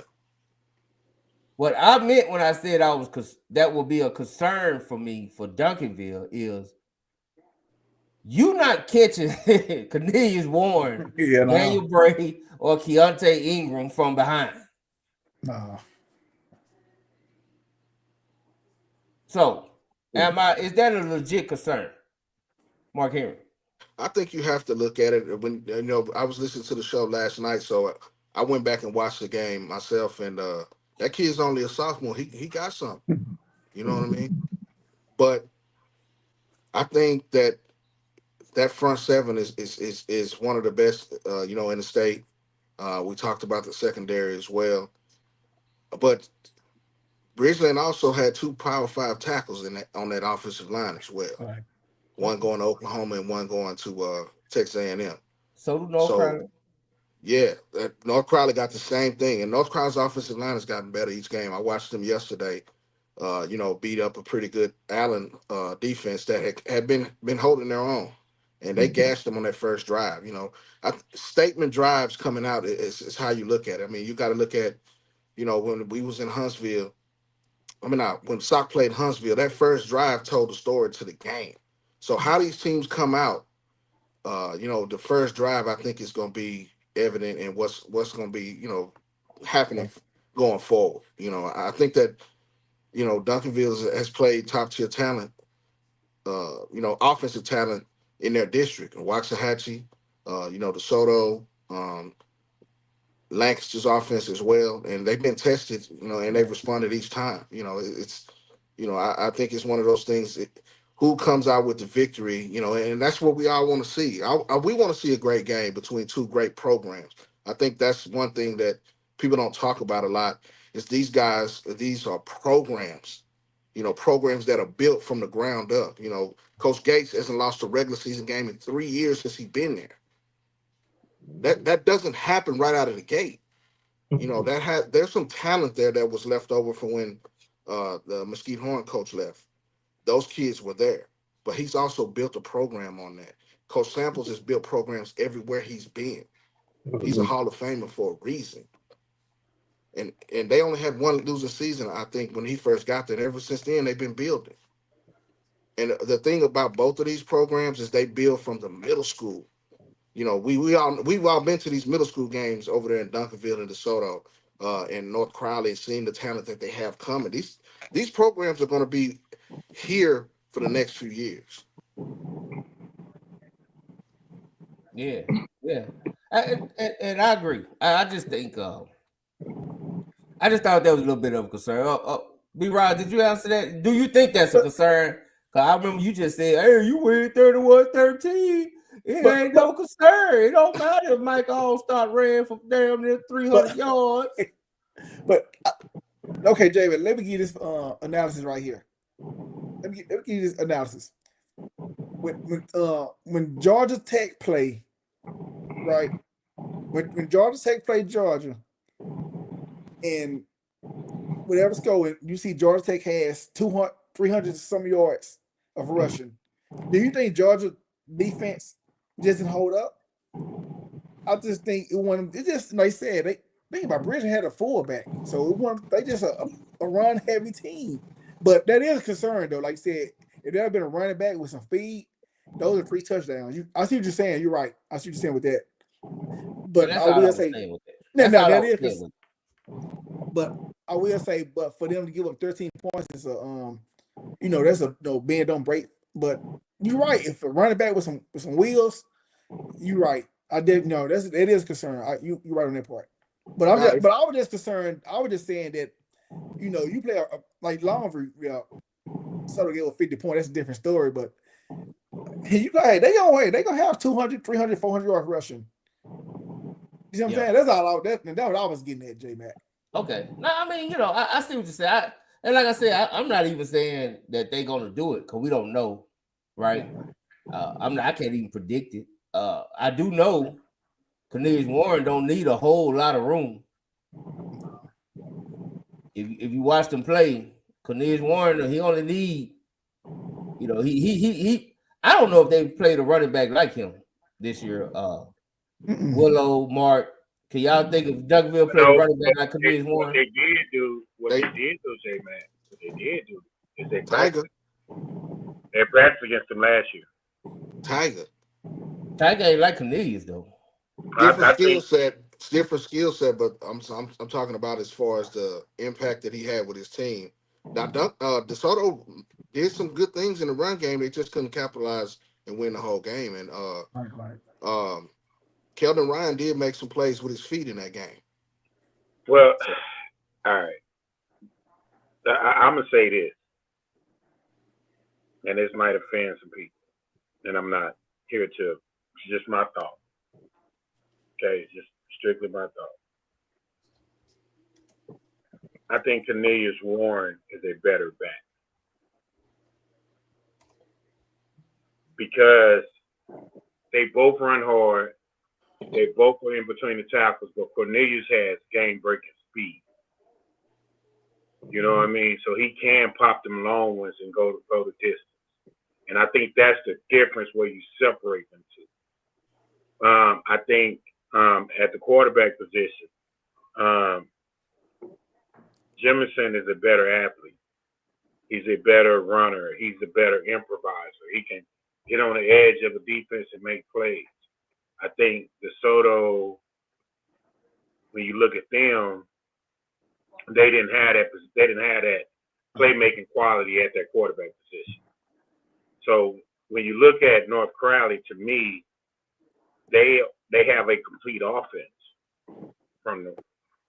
If you had to say, okay, I want a better passing quarterback, but Jemison does everything that you need him to do because he moves the chain. You know what I'm saying?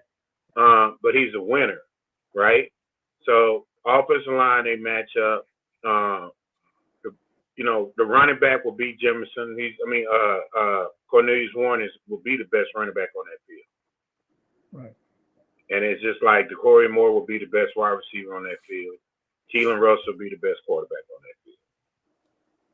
The best offensive line on that field will be probably North Crowley. Right.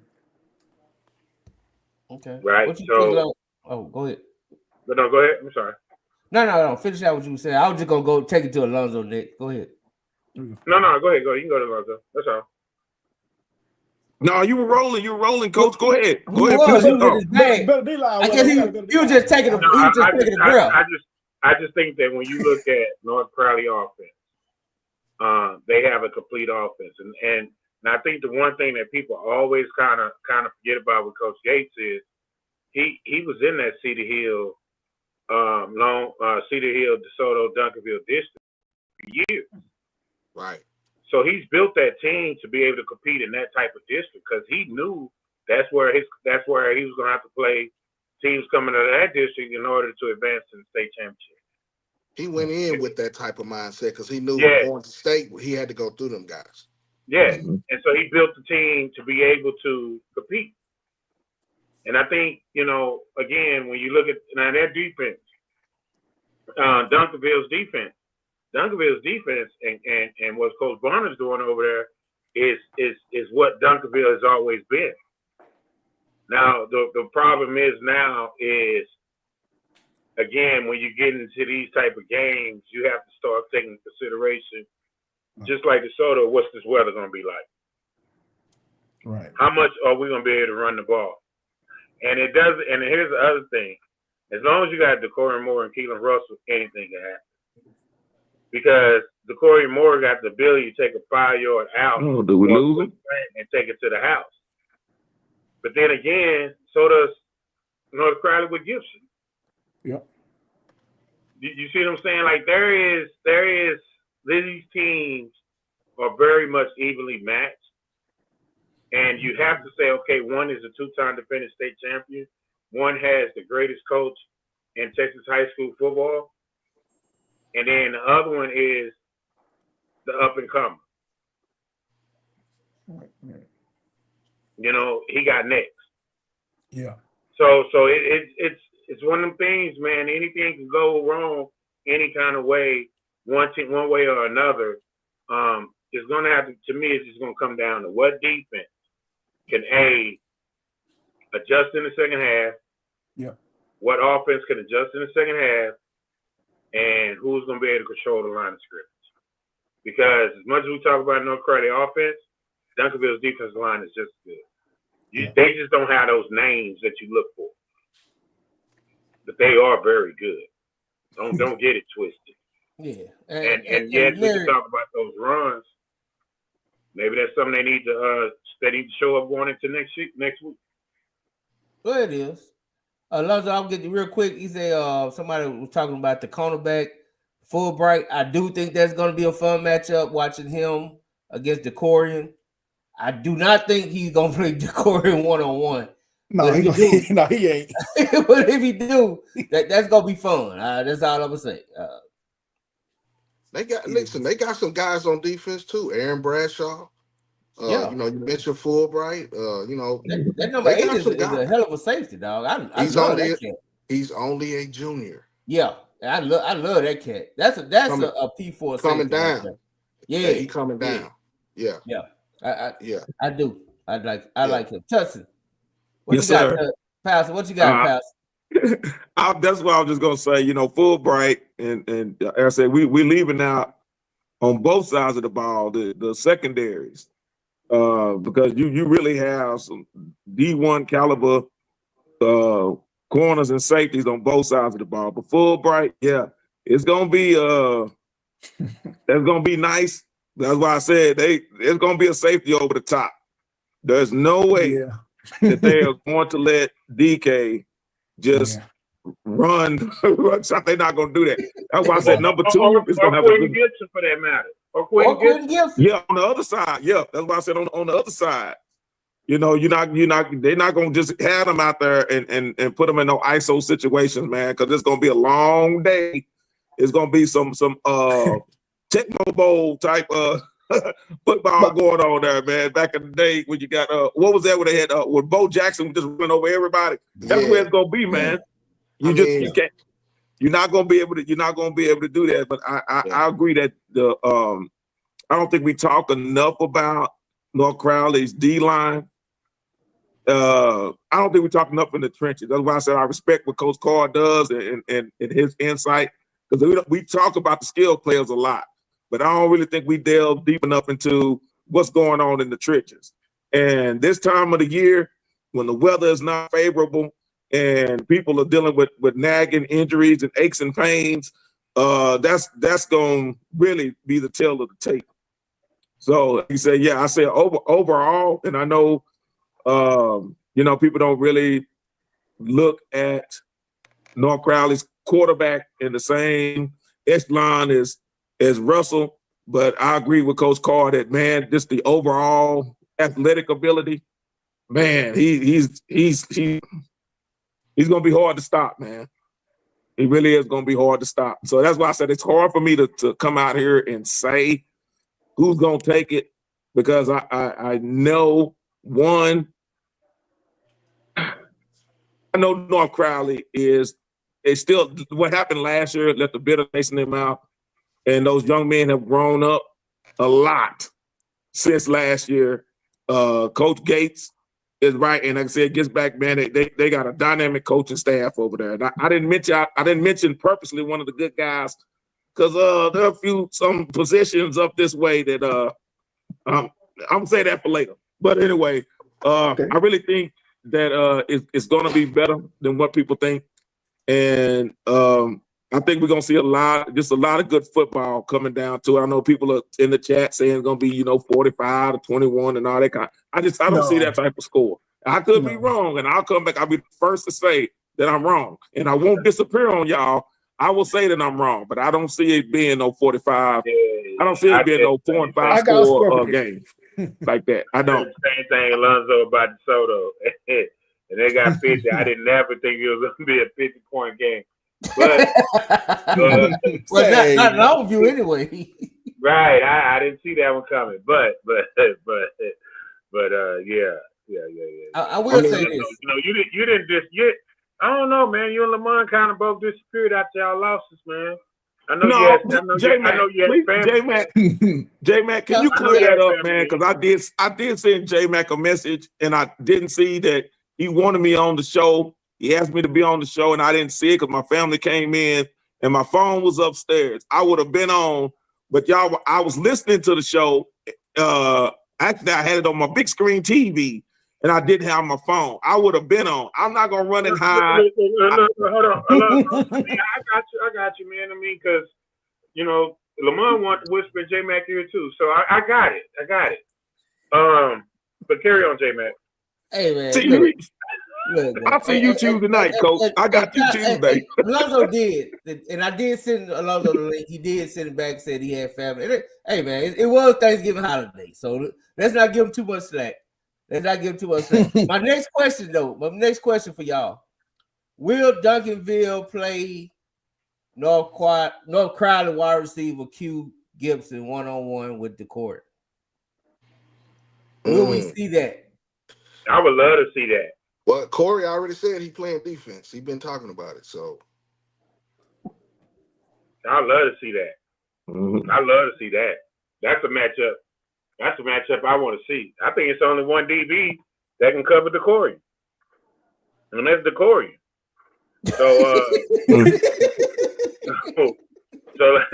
So him covering the next best thing.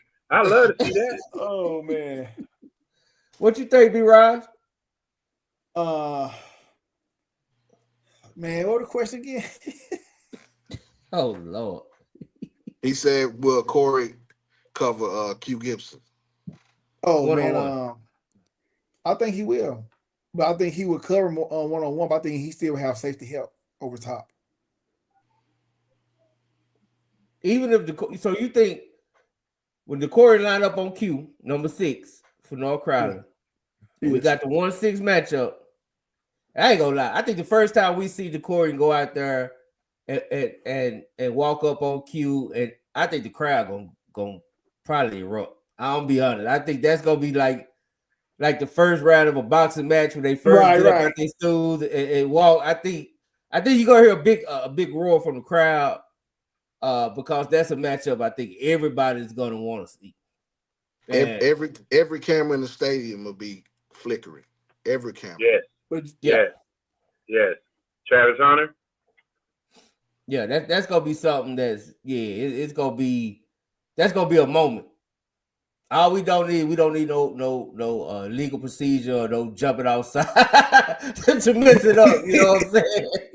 Because that's gonna be a moment, man. Like you said. This is just my opinion. I think they will still have safety help even with the Corey Moore on him. They're just because I don't think Duncanville, they're not gonna take no chances of getting beat deep. Believe me, they not. Every time with North Crowley go, he's gonna be, hey, they're gonna have to drive the ball up and down the field. I don't see North Crowley Duncanville ain't for them beat them over the top like that. It's just my opinion, man. Yeah, I mean, and they can afford to do it because I don't think Duncanville has no fear over any other receiver on North Crowley. They don't know. But here's the thing, though. Here's the thing about playing them like that. Let's not forget, they got 3 other receivers that can go. Turner, Theus, and Yancey. Yeah, let's. I like number 13. I like the Emmanuel kid. Yeah, he good too. Yeah, so let's not pretend that that's an easy matchup. You're not gonna have 4 DBs that can cover. You're gonna have to play some zone. You know what I'm saying? You're gonna have to be willing to give up for stuff and pick your poison. Now, the way North Crowley, they're gonna take away what you do best. That's what a Gates and Harris defense will do. So they're gonna take away what you do best, and then they're gonna go in the second half and figure out what you can do and what you can't do. This is gonna be a real chess match on both Mm-hmm. sides of the ball. Chess. Yeah. Yeah. Yeah. What I'm just, and that was my next question is, do North Crowley come out in a 3-man front, drop 8 every They gonna get down, killed. They gonna get killed. and try to stop the run with 5? I mean, Yeah. but that leaves you vulnerable to Keelan taking off running. Yep. Well, it comes down. If you're gonna do that, you got to be able to.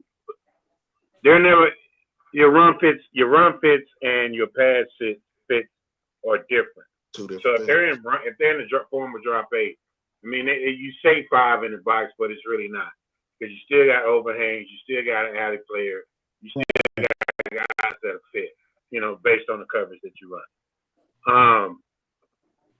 I just think to me, Smart.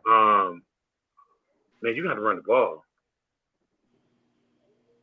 Like you don't have to run the ball on them. Until you can run the ball like Boosie, Decory and them not beating me over top. Crazy part about it too is it don't even take Decory to beat you over top. He can catch a slant and go to the house. You can catch a screen. So it's not. He almost like George. You had to just like, you other cats ain't gonna beat me. Yeah. Kukoc, Pippen.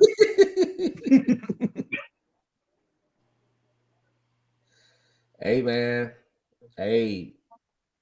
shout out to my man Lanier. And I ain't gonna lie, I wouldn't mind seeing our man Braylon Edwards. I wouldn't mind seeing him line up when he line up on Q, because he gonna get his shot. I'm sure. Yeah, he gonna get some, man. Braylon Edwards. Holiday gonna get all of them. All of them. That's All what of I them was get saying some. earlier. Yeah, They don't get. Now, I can see Braylon trying to kind of get his hands on him. Yeah, you know what I'm saying. I can see that, and I can see Holiday doing it because he's so long for a cornerback. Holiday is extremely, long defender. So yeah, I can see them trying to jam them, slow them up, and you have Polly or the number 24, I think his last name Cherry. You got them over the top. I can see that. Yeah. And on the other side, just you play everybody else, man. Now the secret to me is if North Crowley would throw to number 13, the tight end. Big Cat Jeremy. like 6'6", Big Jeremy. Right. Big Jeremy. Yeah. And he got the greatest name ever. He got the greatest name in the history of names. Jeremy.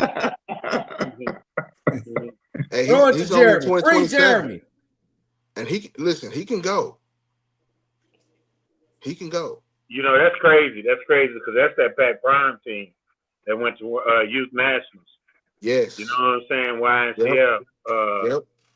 You know what I'm saying? They shout out to Kenneth Mann, man. Like they got a dope organization out there. Yeah, Jeremy, man, and again, that's gonna be your safety valve. That's gonna be, I think if you look at for North Crowley the X factor, maybe Jeremy. Mm-hmm. You know what I'm saying? And the X factor for Duncanville may be that off receiver. Yeah. Yeah. So it's hard to say which one of them because you really don't know. But one of them is going to have to be the X factor. Yeah. You know what I'm saying? Brings me to my next question. Who is your X factor? For me, it's Jeremy, and then to me the running back at Duncanville. Okay. Who you got to be Rise X factor for both teams? For Duncanville, it's gonna have to be the running back because they go North Crowley gonna make them run the ball. They ain't able to throw the ball like that. Okay. What about North Crowley? North Crowley, I'm gonna say that the defensive line, they have to put pressure on the quarterback. If not, they'll put no pressure on Keaton. They not win the game. We can say this and that. You can drop 11 back and you ain't getting no pressure on them. It ain't gonna matter. Nah, it don't matter. We just talking out our ass. If they don't get no pressure on Keaton, we just everything we saying don't matter. So the D line is an X factor. What you got, Mark? I think the X factor is the the Duncanville secondary and their ability to tackle in space. You got to put 11 hats to the ball when Bray and Warren and even Jemison get in the open field, especially Q Gibson. For North Crowley, I'm just gonna say, I think how these linebackers cover in coverage underneath Jonathan Cunningham, Jabril Ashbury, Bradshaw, those guys are gonna have to be able to make some plays in space as well. It's because the coach's job is to put them in position to make plays, to put them in the correct position. Now they have to execute. And they've been waiting on this. You know what I'm saying? And you got to remember last year, Cornelius Warren was coming off an injury a little bit. He's healthy now. Mm-hmm. Full speed, full throttle. You know what I mean? Like, he's ready to go. Anytime you talk to him, he talk about this. These guys have been preparing for this. It's going to be a great game. You know what I'm saying? I can't wait to get there and see it. Yeah. Who you got, Alonzo? Who's your X factors for this on both sides? I already mentioned mine on the Duncanville side. Number 2, that W receiver, because the focus is going to be on DeCorian, and that opposite side, I think that backside is going to be open. And once number 2 gets the ball in his hands, he's a playmaker. I agree for North Crowley. Shout out to bringing back the old school tight ends. We talked about the tight end at Ryan, and tonight we finally talked about the tight end at North Crowley. I think that same route, I know I keep giving stuff away, these routes, that same route, Duncanville, y'all better protect that seam, because that tight end coming up that seam is going to be trouble if you don't put somebody on them and put 2 or 3 hats on the ball, because one man's not going to bring them down. Those are my 2 X factors. And my third X factor is don't speed in Collin County. Do not speed in Collin County. That's a PSA. That's a PSA. Yeah. It is. Yeah, that's just a PSA. You let people know what to expect coming down. But what is it, 75? Yeah. Yes, sir. And listen, when you go to jail in Collin County, they do you bad with the rag around your neck. You know what I'm talking about? Yeah. Now, I don't know, but I'll take a word for it. No, I'm just saying. I haven't been. I'm just saying. No, it's like a towel you wipe your car off with. You know what I'm saying? Yeah. Why would they give you one of those, Mark Henry? What was you doing? It wasn't me. I know people. I'm just saying. You was out there being unruly, huh? Hey, man, my X factor is Alonzo. No, that's why he laughing. Oh yeah, he definitely been. Yeah. Yeah, you know Alonzo been unruly. He done been to pickets. He Collin County on. He Collin County raised. Like, yeah. Hey, man, if y'all get in trouble, I have the sheriff on speed dial, man. I'll get you out. There you go. If you get in trouble, I'll get you out. There you go. Hey, man, my X factor, I'm gonna be honest. It's for Duncanville, it's the offense coordinator. Can he stay faithful to the run game? Can he marry the run game, or get cheated, or is he gonna cheat and get that outside temptation to where he just cannot control himself and want to keep trying to put the ball in the air? You know, Samples ain't gonna let that happen. I'm just telling you, because I feel like North Crowley is going to bait him. They want him to try to keep throwing it. Yep. I'm pretty sure they feel like they can get the pressure and they can cover.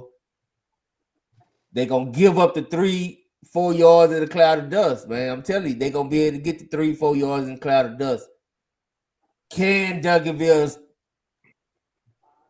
keep it? Can they just stay with it? That's my X factor. And I answer that Wednesday night. But that's my biggest question. That's my X factor. And on the flip side for North Crowley, of course,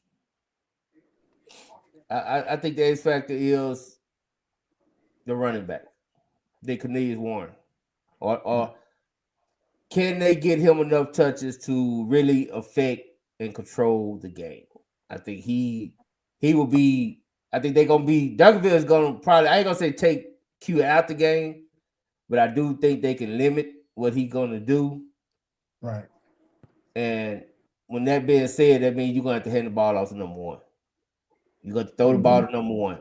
Him coming out the backfield, line up at slot, like this gonna have to be a Cornelius Warren game if Noah Crowley wins. That's those are my two right there. How y'all feel about it? Yeah, That's a good opinion. Yeah. Yep. you got to get his touches. I think the game last year they got behind so early where they had to pass a lot. They didn't get a chance to establish the run. That first quarter they was kind of close, but Caden Durham with 5 TDs, they opened it up and kind of pounded them a little bit in that second half. But he's definitely an X factor. We were at the Capel game and we saw him take that game over by himself. Yeah, he You went know what? crazy. Yeah. You know what? We say the X factor can be the QB. Jimerson, he can be the X factor as well, J Mac. Because who to say Duncanville say, you know what? We're gonna make y'all throw the ball like Compel did the first half. yeah. Say they just, they just And he stopped can the take run. off with it too. Like, Yeah, are they gonna be able to run a spy on Jefferson with if they trying to worry about Warren and Gibson? I don't think so. I don't think they can run far with him. That could be if he could get in the rhythm. I never thought he was in rhythm the first game. I don't know if it was the wind that really affected him or the weather or just it was just a big game. You know what I'm saying? But I don't see that QB playing this game. I think we're gonna see the Jefferson that we've been seeing all year long. Mm-hmm. You can't forget about KJ Ford coming off that edge as well. Right. Now that's a matchup I love to see him. And I love the number 8, the Barnes kid. To me, I think he actually may have had a better year. But the Barnes kid is really nice. Number 8. He's really nice. Yeah. He's really good. So seeing him match up against Turntime, I think because last year Turntime held his own against Simmons. Yeah, he did. He did. So to see him Turntime play against those two DNs, I think is gonna be key. And hey, all my Duncanville guy, what is number 90 name and what grade is he in? That's an X factor right there. Yeah. Every year, Duncanville got a D lineman that just come out of nowhere. Yeah. You know who he is, Mark?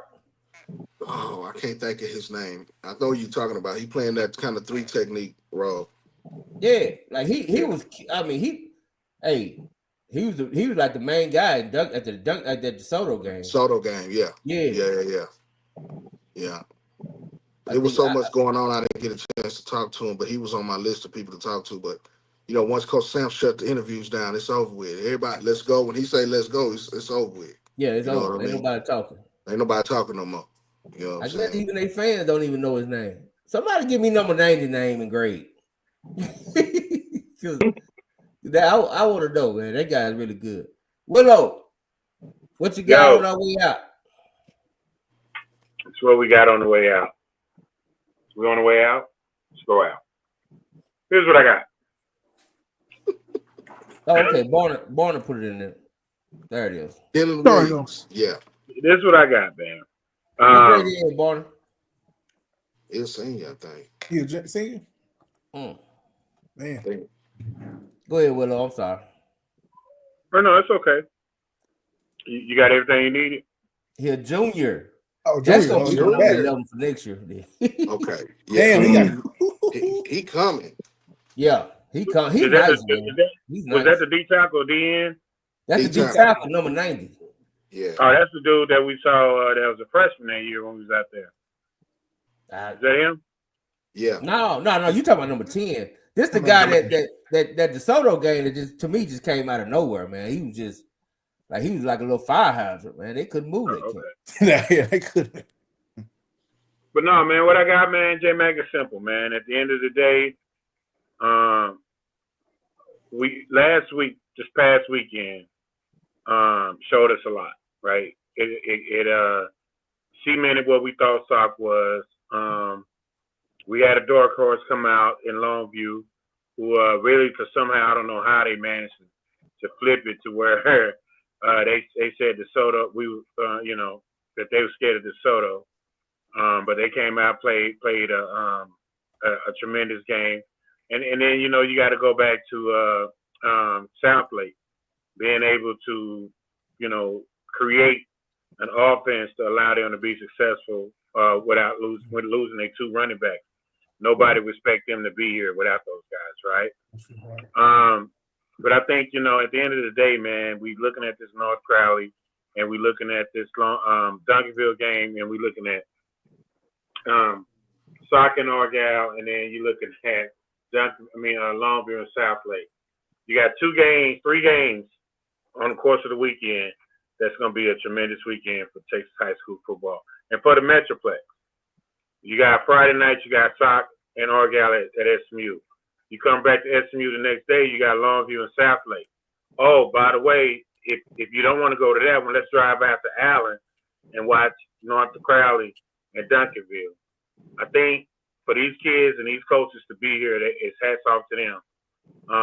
And I think at the end of the day, that what we're about to witness this weekend is going to be monumental, because there's going to be a dynamic shift, and Texas high school football is going to come this weekend. You have 2 teams, 2 coaches, Southside, that's going to be able to make history. Think about it. We will have 2 teams that are going to be in the 4 state championships in a row. Inner city schools. And as much as we don't like to say, we don't like to see Sauk, we don't like to see them, we want to see something different, I'm gonna embrace this. Because for us to go so long without having representation, and now we have legends being made and being formed right in our eyes, and some of our legends are being solidified like Coach Samples, I think we need to sit back.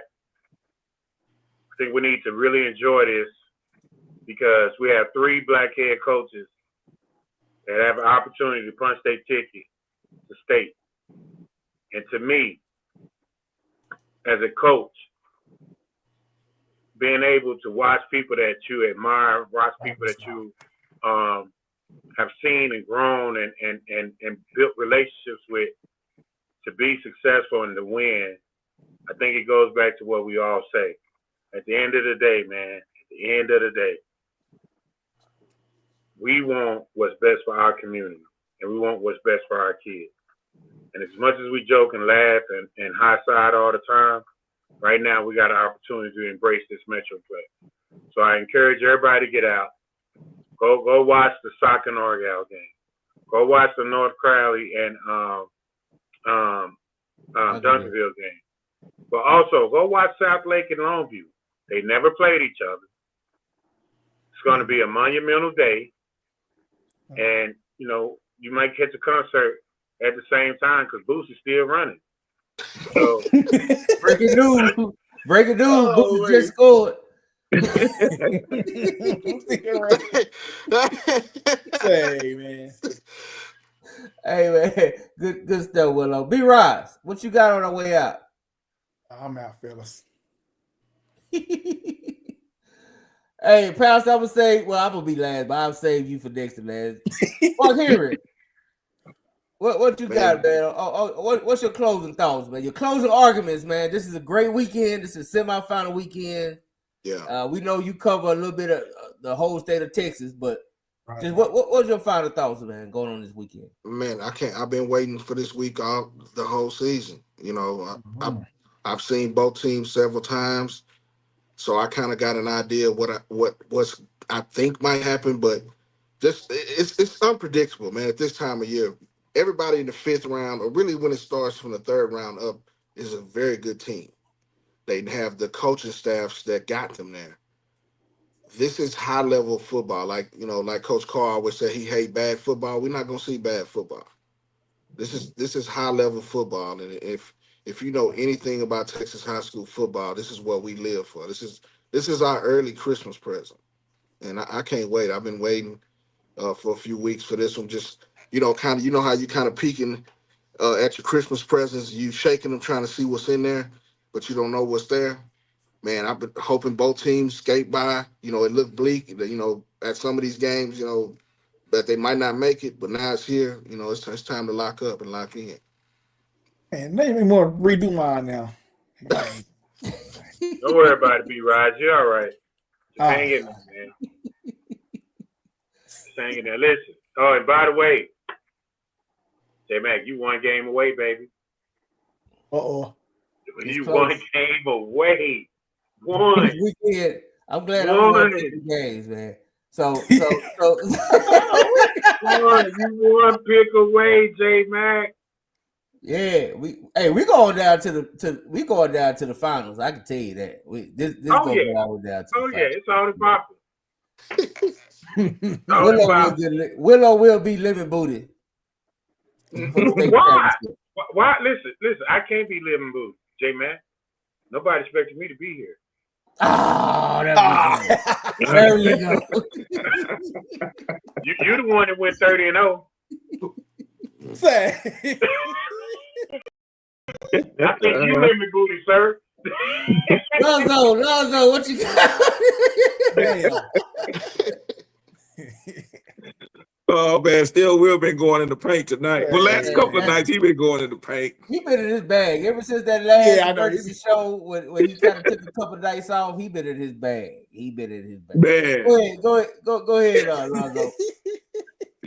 I want to say, man, to the young men out here that are still playing and those that actually got a taste of the playoffs, there are thousands of kids out there that never got that opportunity.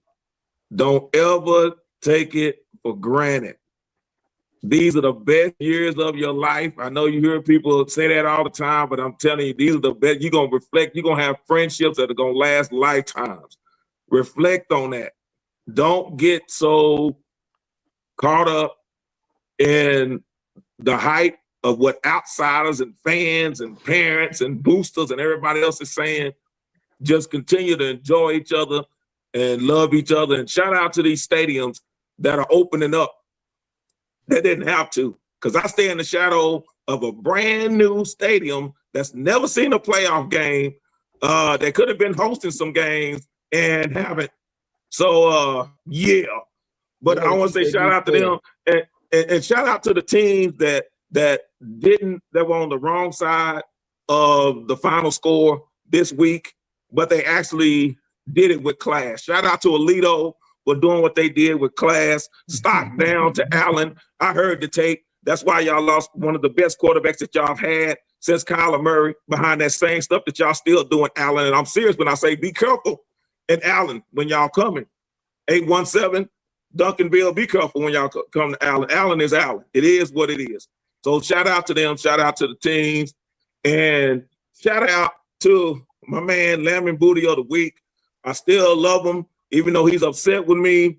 And remember, I'll say this, and I'm gonna be done.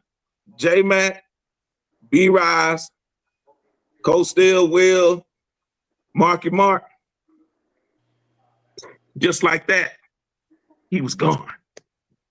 He was. I'll beat him out. Well, listen, because he set you up. He set you up. He set you up. He did. He motto. He called, and did you notice that he called it Lamont Booty? Yeah, he did. Yeah, he did. And Lamont ain't been in the chats all night. He dipped in and said, "I don't go nowhere." And then he in the chat. He dipped in and said he ain't never ran from a loss, and then he left. Oh yeah. I don't know about Lamont, man. Right now, you need to go do a welfare check on him, J-Man. We'll talk. I'll give him a call. I'll give him a call tomorrow. In your ear, shoot, he ain't been back. What did you say to him? Hey man, I just want to give a big shout out to Custom Squad Shop. Shout out to them, man. There's some great people over there, man. Y'all like some hand did crafts and stuff like that. Go check them out, man. I got me a couple shirts from over there, cups. Hey, it's dope. It's dope, man. Y'all go check them out. Custom Squad Shops. It's family business. My people. And my thoughts, man. Hey, man, it was a great weekend, right? Great weekend. I look forward to this weekend. Let's not be too hard on those that lost. That's over with. Yeah. Let's not beat a dead horse. We know Jesse gonna do it, so let Jesse do it. Everybody else, Right. let's focus on what's going on this weekend, man. Off the chain. Yeah, Right. Yeah, we'll let just have that, man. So only Jesse Richards. J-Man, it's a 24-hour rule, J-Man. It's a 24-hour rule, J-Man. You let it go out tonight. You got it 24 hours. Yeah. You got to take it, man. It is what it is. Well, when we wake up tomorrow. Oh, it's a wrap. It's a wrap after tonight. Yeah. 12 midnight, it's a wrap. Well, we shut it down tonight. All right. Let's look forward to this weekend, man. Big shout out to Longview, Coach King. Big shout out to Riley Dodge, my guy. Big game. I can't wait to see it. I hope I can meet Daddy Dodge, man. I hope Daddy Dodge is somewhere. He probably be in the suites though, huh? You think he's gonna be on the sideline? Is he a sideline? He'll be on the suites. He's gonna be on the sideline. He got time, Coach. You get a chance to meet him if you go to that game. Yeah. That's part of the game I go to. That alley drive so long.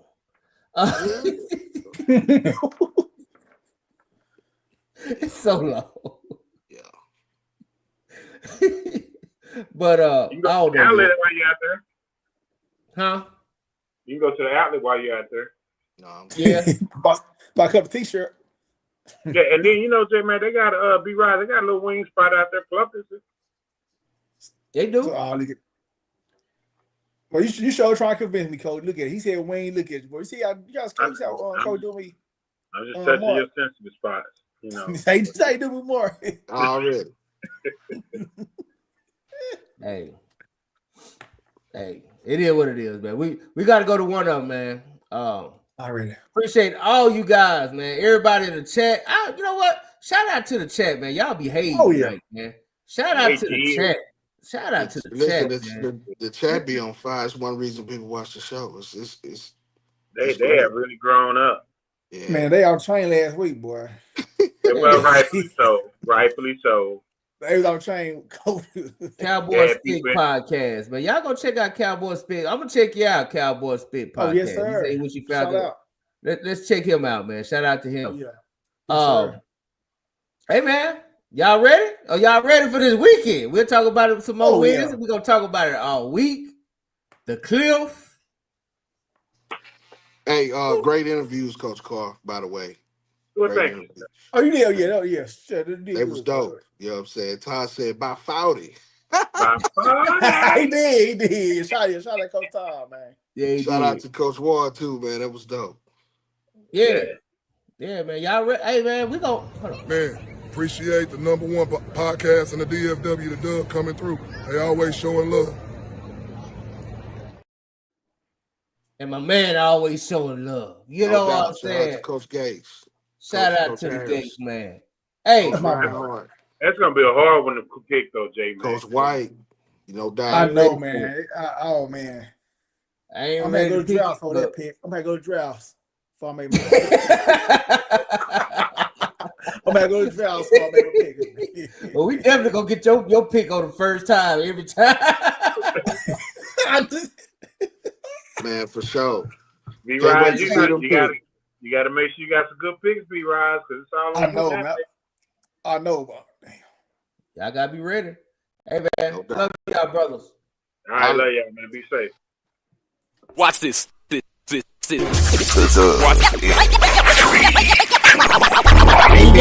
Football talk is a big hit. Sunday nights to Wednesday nights, we striking a match cause we lit. Y'all know the name, we call it the Dub. On Friday nights, it feel like a club. Getting that VIP treatment on the sideline, they showing us love. Great interviews, go Hoods, putting in work, go Rubs. Texas youth and high school talking to page on Facebook, hold up. Coach Carr that's still on the scene, giving advice, he do what he mean. Jay Mack and Swaggy Big, rocking the gear, it's so clean. B-Rise and Coach Easy, off the easy, push easy. When my steppers are special kids, making picks and so easy. Trying to win, we so greedy. All our fans are so needy, cause they need to hear that talk about that club. We do it for the dub. We do it for the dub. We do it for the dub. We do it for the dub. That DF dub.